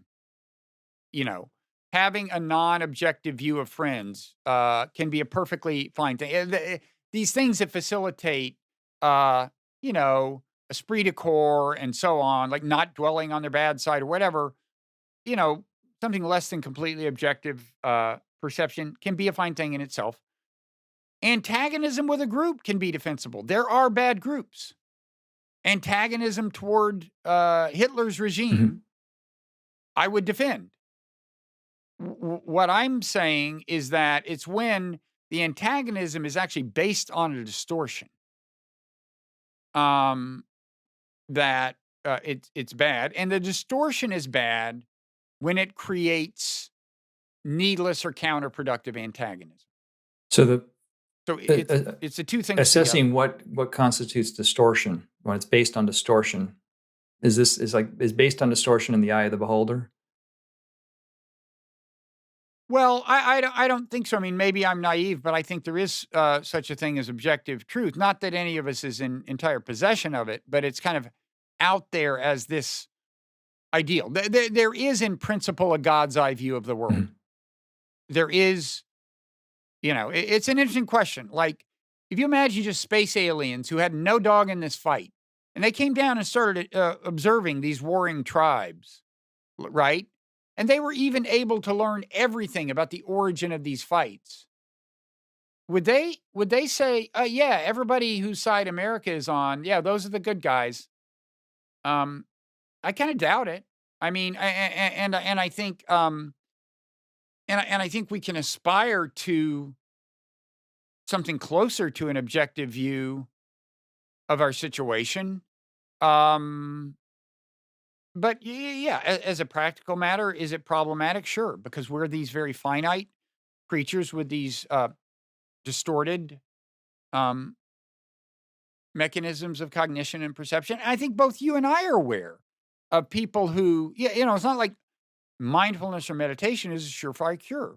We are both aware of people who we think have probably gone to great depths of meditative accomplishment and have reached levels of stillness that you and I haven't reached, and yet they use their meditative prowess to exploit people. Mhm. Um, so it's not an easy thing to figure out at all. Um, Yeah, and I guess but where I'm going with this I think, question or this line of question is that I got the sense that you were trying to almost draft a doctrine of anti-tribalism. yeah, I would like to. I mean, something I'd like to do with the newsletter, the Nonzero newsletter, is um, come up with kind of rules for evaluating, like conduct on social media, for example. Mhm. Like, when is a tweet a tribal tweet in the bad sense of the tribal? Well, and what you Um, just said there is in the bad sense of the word, and that's I think this is the parallel I see with at least in kind of the if I can tie this together, but the tricky thing in meditation, particularly mindfulness culture, is I think the word that John Kabat-Zinn injected into his definition of mindfulness, which is non-judgmental. So you're trying to be aware without judgment. And you know, having worked with people and listened to people on retreats talk about this, so many people get tied up in kind of circles or knots trying to get rid of the judgment in their thought stream, and then they judge themselves for not being non-judgmental enough in a way. And I wonder if a similar thing is starting to happen in this discourse around tribalism, that instead of getting away from bad forms of tribalism, like there's sort of a growing condemnation of tribalism itself, when in fact, just like judgment, it's not that we want to suppress all judgment. We want to refine the judgment and develop judgment in the course of our ability to see more clearly, and in my view, become better judgers. And I think I'm wondering if you can see a development of a more evolved kind of tribe, not a jettisoning of tribalism per se, but an evolution of the tribal impulse yeah. into a better kind of tribe. Yeah. I mean, first of all, I want to emphasize that to say letting go of judgment in a certain sense, or however you would describe it, can be a good thing. I'm not saying that you abandon all moral judgment. Um, you you can. I would argue that by abandoning a certain kind of judgment, you are better at judging what kinds of behaviors are counterproductive, are not conducive to human welfare and well-being of people. And you do want to recognize those things, and the argument is that if you're less judgmental in a certain sense, you are better at figuring out how to solve the problems, how to reduce behaviors that are counterproductive. So for practical purposes, you are making the functional equivalent of traditional moral judgment. It's a way of trying to become more skillful in a certain sense in your judgments. But that aside, I mean, that's Wait, what was the question you actually asked now? This is what Well, happens I when was trying to draw a talk. parallel between the development of judgment that I see in meditation that I think you're saying leads to better moral judgment. Sort of suspending certain kinds of Right. judgment leads to better moral judgment. And maybe the parallel would be with tribalism is like Oh, tamping down okay. the So good and bad yeah, tribalism. exactly. Sure. Look,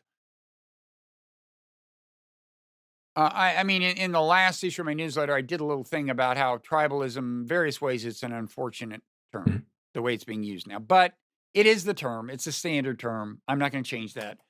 Um, it is in this currently popular usage.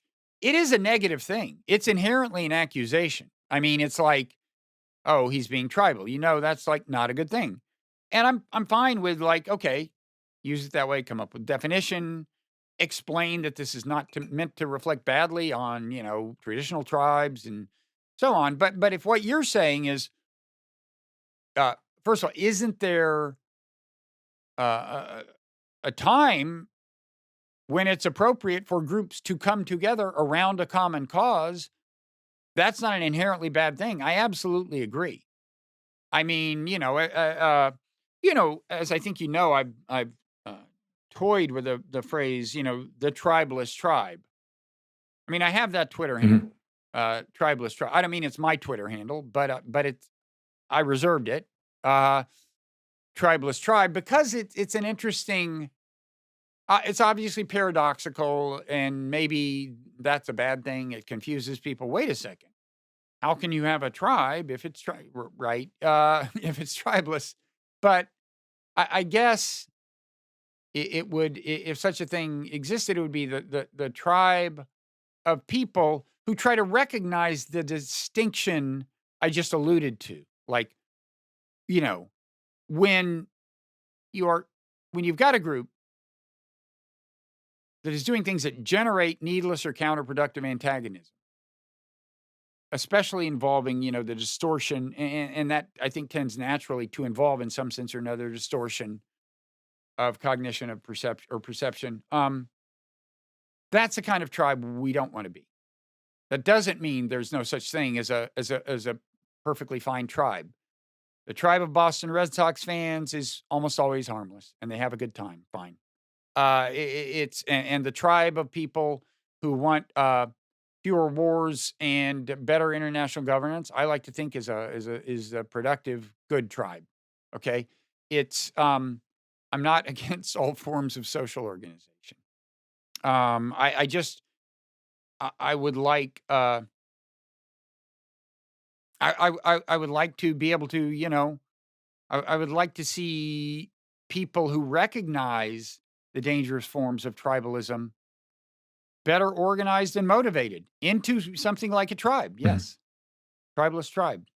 Yeah, well, I think that's maybe a fear that some people have about meditation itself, that it like kind of gets kind of the straw man is that it would make you like dispassionate, disconnected, indifferent to whatever issue of the day needs attention.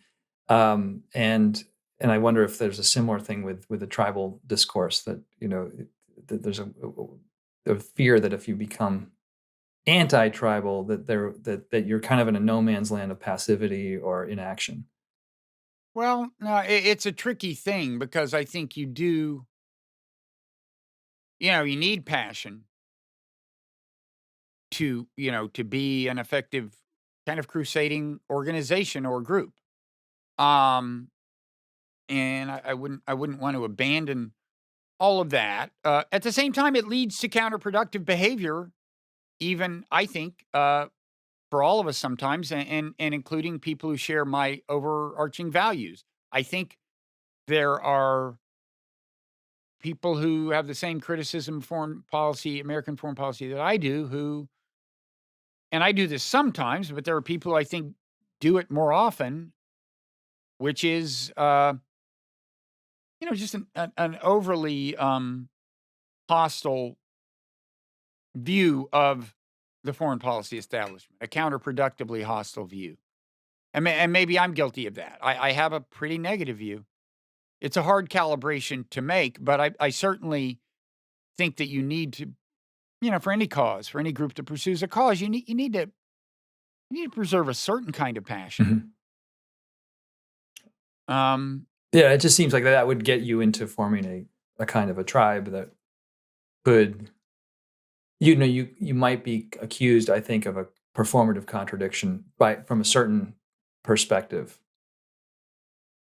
If you did if you formed a tribe that around what you're describing, and at the same time espousing anti-tribalism or something. But I think you've so if you formed a tribeless tribe, what was the term? A performative contradiction. Like performative contradiction. Well, first of all, do you know any people who aren't performative who are getting any attention these days in the modern? No, I don't mean performative in the sense of publicly performing it. I mean just like in the sense that trying to be trying to be non-judgmental in meditation is kind of a performative contradiction, because the practice is moving one in a direction towards greater discernment, which is a refinement of judgment in a sense.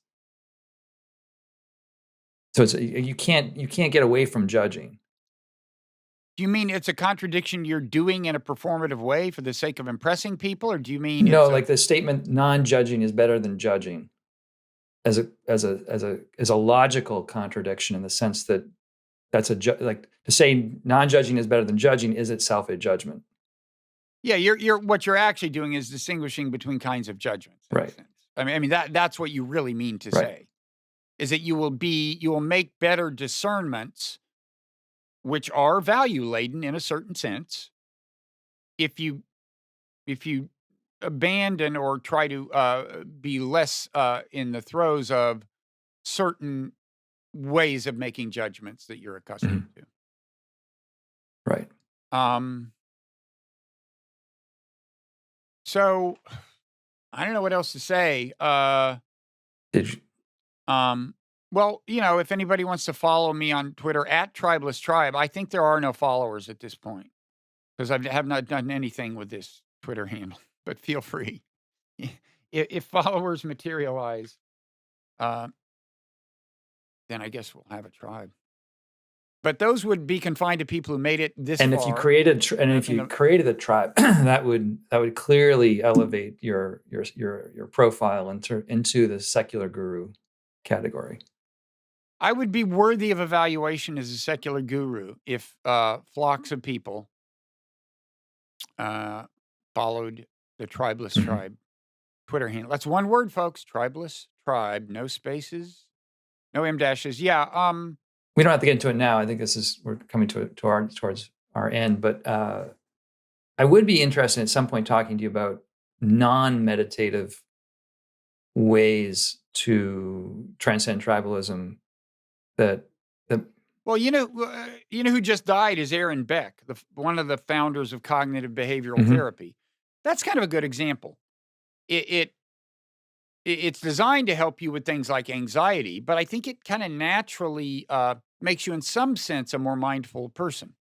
And there's a hybrid thing called what is it? Mindfulness-based CB and mindfulness-based cognitive behavioral therapy. Yep. Yeah. Well, speaking something I've thought many times, I can't remember if I've said it here with you live, is that there's something, one way of looking at it is meditation or cognitive behavioral therapy can help you transcend the cognitive distortions that cause unnecessary suffering.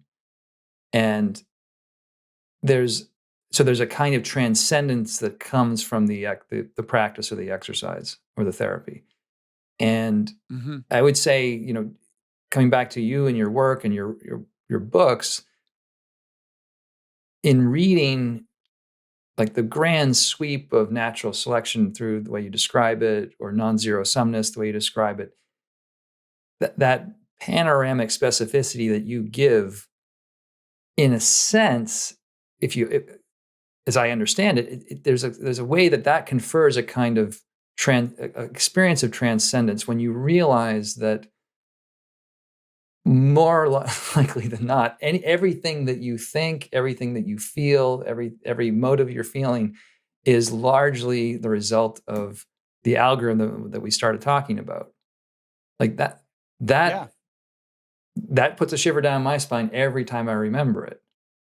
And And it sort of stops me a little bit because I realized, Jesus, it really raises this question of who am I if I take in all of that evolutionary programming.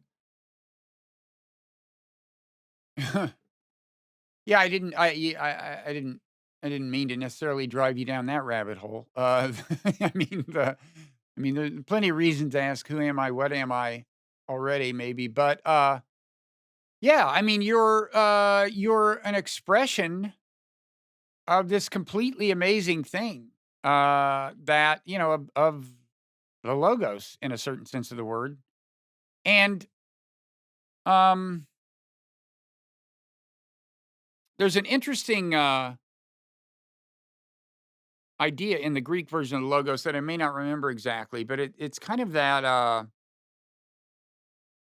the logos, it's almost a fractal conception of the logos, that, like, within your brain is the logos. It is a manifestation of the logos, but it is the logos. And in a way it is. I mean, we are having this conversation, are working out, non-zero sum. The logos has been the working out of non-zero sum problems, as motivated, often by zero sum forces. And by that, I mean, I'm including the evolution of the complex, the eukaryotic cell and the multicellular life.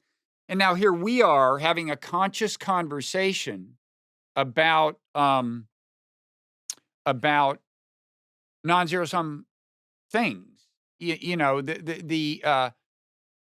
There is this manifestation of the logos in these, in new forms. Essentially, the logos is talking about itself right now.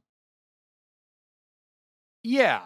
I think Philo of Alexandria, who was a leading, logos theorist, I think he might even have gone so far to say, it's like, there is a version of the mind of God in your mind. It kind of like, not doesn't fully deserve the title, but, and maybe I'm putting words in his mouth. I mean, his work survives in fragmentary form.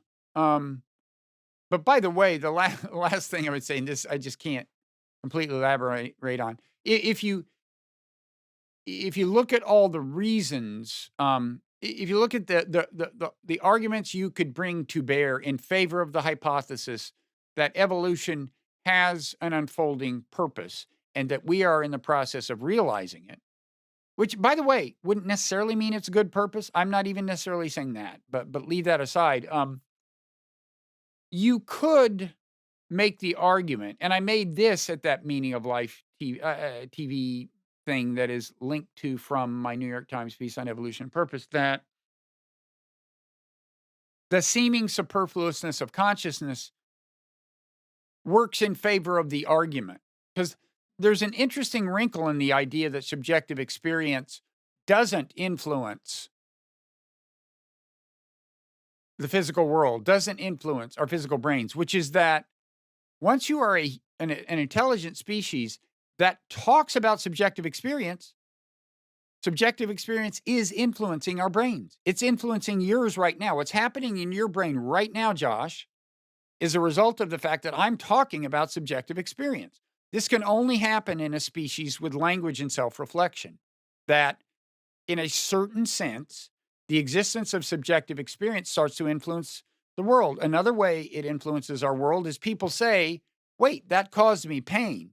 And that gets your attention. Like, quit doing that to me. That caused me pain.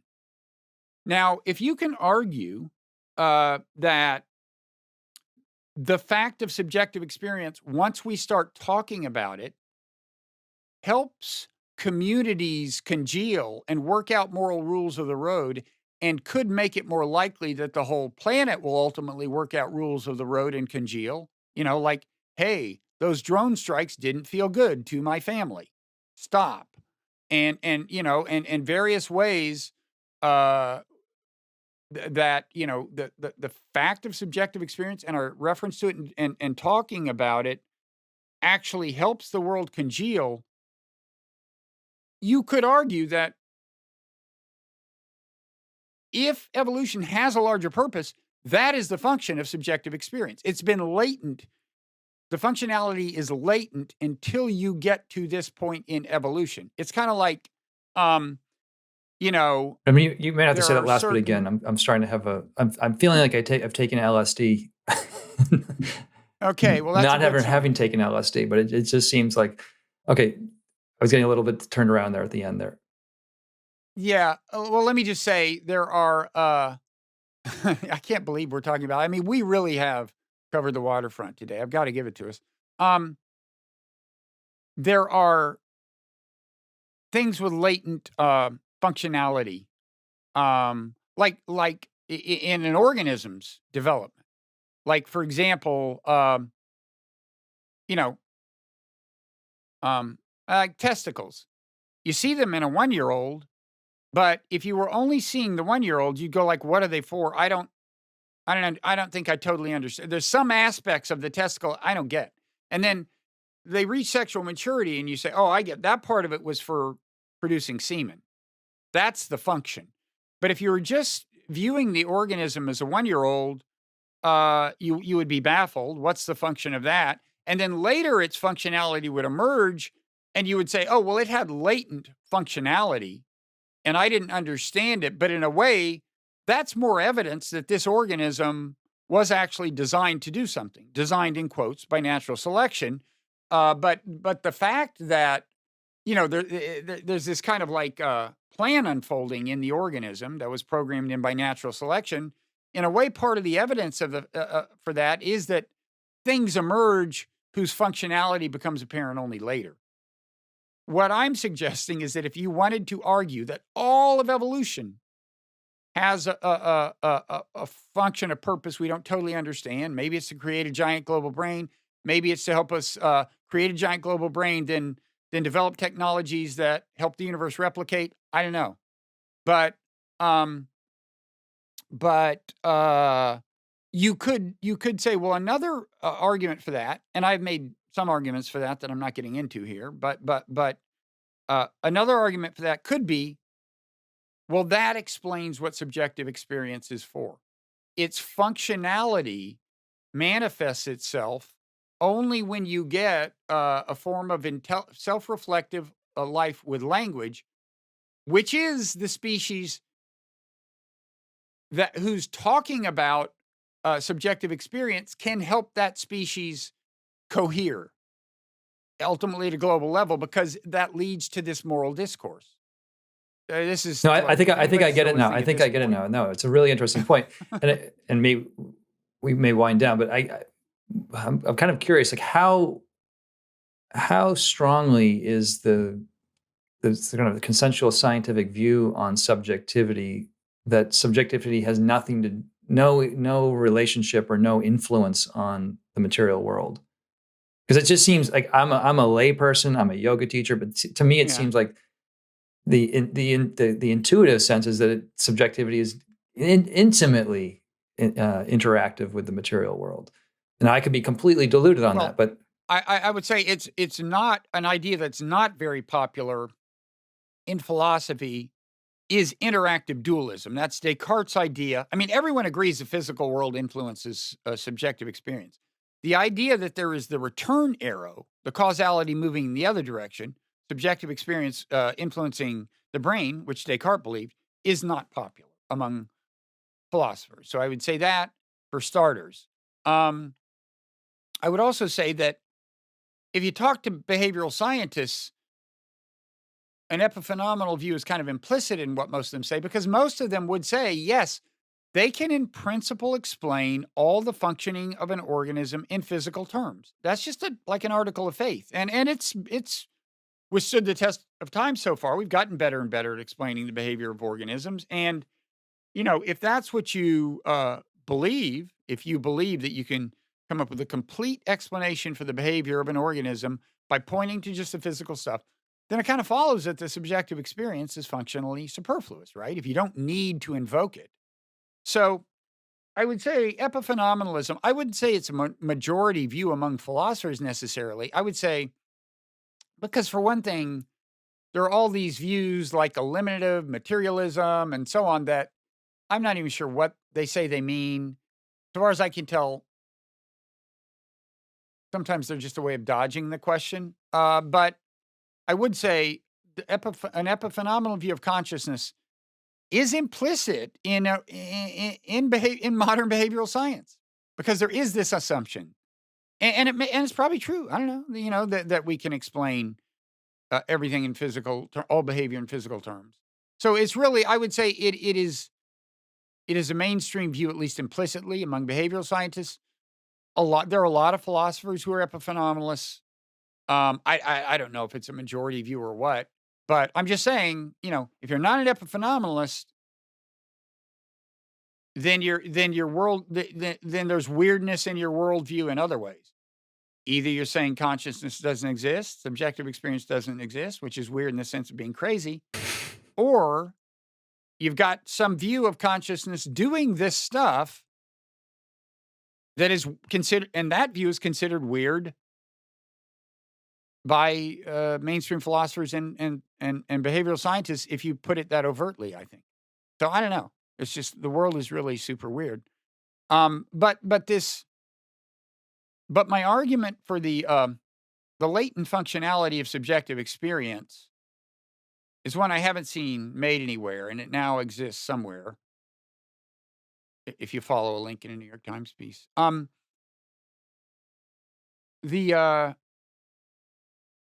But what was it again? I also think, an interesting feature. Oh, we should quickly say, you brought up before we started taping the phrase unseen order.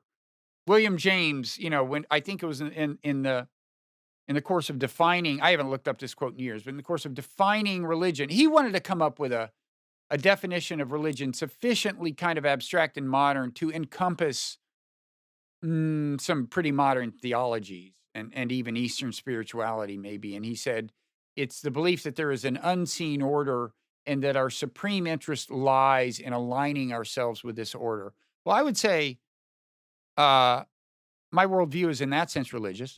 The unseen order has to do with this zero-sum, non-zero-sum logic that the algorithm of life forces life to accommodate, and that accommodation has gotten us to where we are, and we still need to accommodate and recognize non-zero-sum logic, and pursue our interests in accordance with it. And a final interesting thing to me is I think we don't need to just become more mindful. I think we need to move closer to what I would call unashamedly moral truth. I also think that's a little more complicated. Moral realism. Is there moral truth? But I think it's not a crazy idea that there is. And I think the salvation of the planet is going to call for a closer alignment with moral truth on the part of the species. And that's a fascinating feature of the Logos, if that's true too, right? The algorithm that got us here is amazing for a lot of reasons.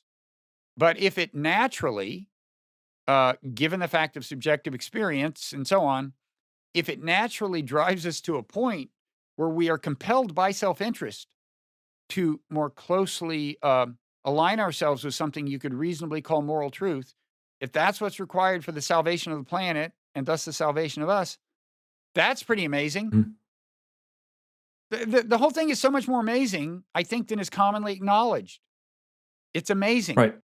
No, a lot of these statements, if your hair isn't standing up on the back of your head, you need to listen to them again and think it through. And that's why, listening to you in this last stretch, it's like the Dharma of Bob in my head does seem to be coming into focus, in that you have a scientific worldview that has this panoramic ability to elucidate this algorithm, and that's looking at the algorithm, I would say, primarily through the kind of the epistemological means of what we can observe and what we can work out through reason. But to really have individuals align with this order, this divine, or what was it, James, the implicit order, the unseen order. The unseen right? order was the individual needs to, in a sense, waking up to the subjective dimension of this order, which I think is right, is what you start to. Well, by that you mean what? Waking up to what aspects of our subjective life? Well, specifically, I would say feelings, impulses, perceptions. To wake up to those experiences and to develop a truer relationship to what they are, rather than taking the statements or the feelings, the advertisements at face value. Right. I mean, it's a richer. The good news, it's a richer. There's a lot of good news here, but it's a richer appreciation of your subjective experience. I mean, it sounds so. You're right. Like combating cognitive biases. That doesn't sound like fun. But pursued through the path we're describing, mindfulness, it's a richer appreciation of your subjective experience. And there's this irony, which is that there's kind of controversy sometimes in the mindfulness meditation community.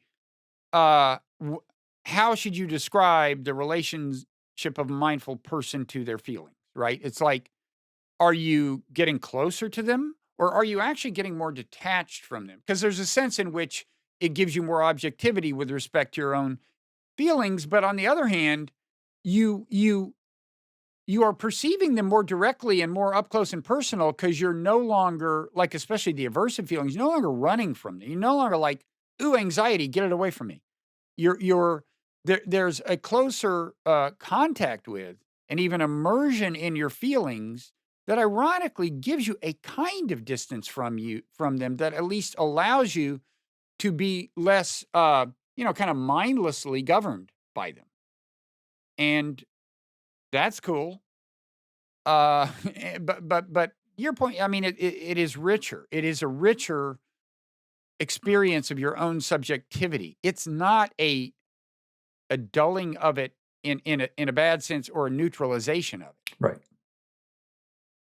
Yeah, and the word detachment is a little bit of a tricky one. I think I'm more fond of a sense of full presence too, but in the intimacy of the presence, there's two things that occur. One, you see the fluid contingency of the experience itself. You see it as a state, as a process of change. It's flowing. It's not static. And when it's no longer static, it's almost it's not that you become this unmoving witness in relationship to your whole sense of self is, in a sense, also fluid and contingent. So it's changing, you're changing, and when you tune into that fluid, impermanent nature of it all, there's less fixity within the experience, and by that I mean there's just less there's less definition or state of being defined by the experience. Yeah. I mean, people people wind up with their own ways of describing what's happening, and you're right. And a lot of people reject. I mean, there are people who say you can't say detached from your feelings. You can say non-attached, and I'm like, is that so different? I mean, in defense of detached, it's a term that I heard used by Bhikkhu Bodhi, who we would both grant as something of an authority Sure. on. But yeah, I agree. It's kind of paradoxical. And look, I think you have had probably more deep meditative experiences than I have. So I would to some extent yield to you. I think you've probably spent more time on the cushion. I'll just say it there because you went there. There's no correlation between deep experiences and time. And I mean, maybe there is some correlation. There's some correlation. There's some correlation. Come on, there is a. But in terms of, I mean, you've done enough practice. No, I mean, there can be none. You can spend a lot of time and go nowhere. Right. And there are people who are blessed with actually spontaneous experiences that change their lives. And not many, but some. But for the rest of us, in between those two extremes, I think there is some correlation. And we should not have the argument this could lead. No. But I think you do want to try to make it a daily practice if possible. And go ahead, shake your head or something. But no, I don't think you would not discourage No, it. no. You would not discourage I've been thinking more about our last little tussle and on that theme, and I think we are more alike. We're more on the same page. I agree. And finally, I just want to say panoramic specificity is a great phrase. I hope my work qualifies for it, but in any event, it's just a good phrase. You should use it. It's not my phrase. Whose I is it? learned of the phrase from Michael Brooks, who I think was quoting Chogyam Wow. Trungpa. That's so funny. Oh, really? Yeah. And it's sort of, the That's idea cool. of in Vipassana meditation, when your mind is wide open to the flow of data coming in, you're wide open. That's the panoramic nature, and then there's a sharp crystalline specificity around just. That's a totally good description of a certain kind of meditative experience. Mm-hmm. Absolutely. I know. And it's amazing. But I think they're like you and people that work in the way that you do have this kind of worldview mind that's capable of taking in like vast stretches of history and knowledge, and then you're able to somehow hold on to the specific details therein that is a little bit dizzying, and hats off to you for that ability, for that Dharma. Well, thank you. And I really appreciate your starting this series of conversations and indulging me, because I think this conversation comes closer to covering the waterfront in terms of my own worldview than maybe any conversation I've ever had. Wow. Well, I can't take credit for my. Well, there are many people who want to sit down with me, and hear my worldview. Sadly, including people I'm closely related to. I gotta say,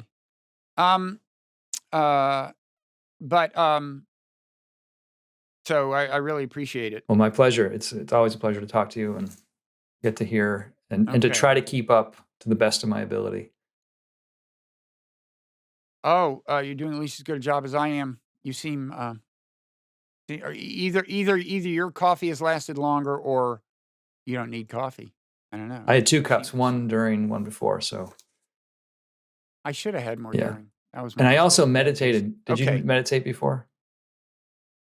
I meditated this morning in a kind of a cursory way. I woke up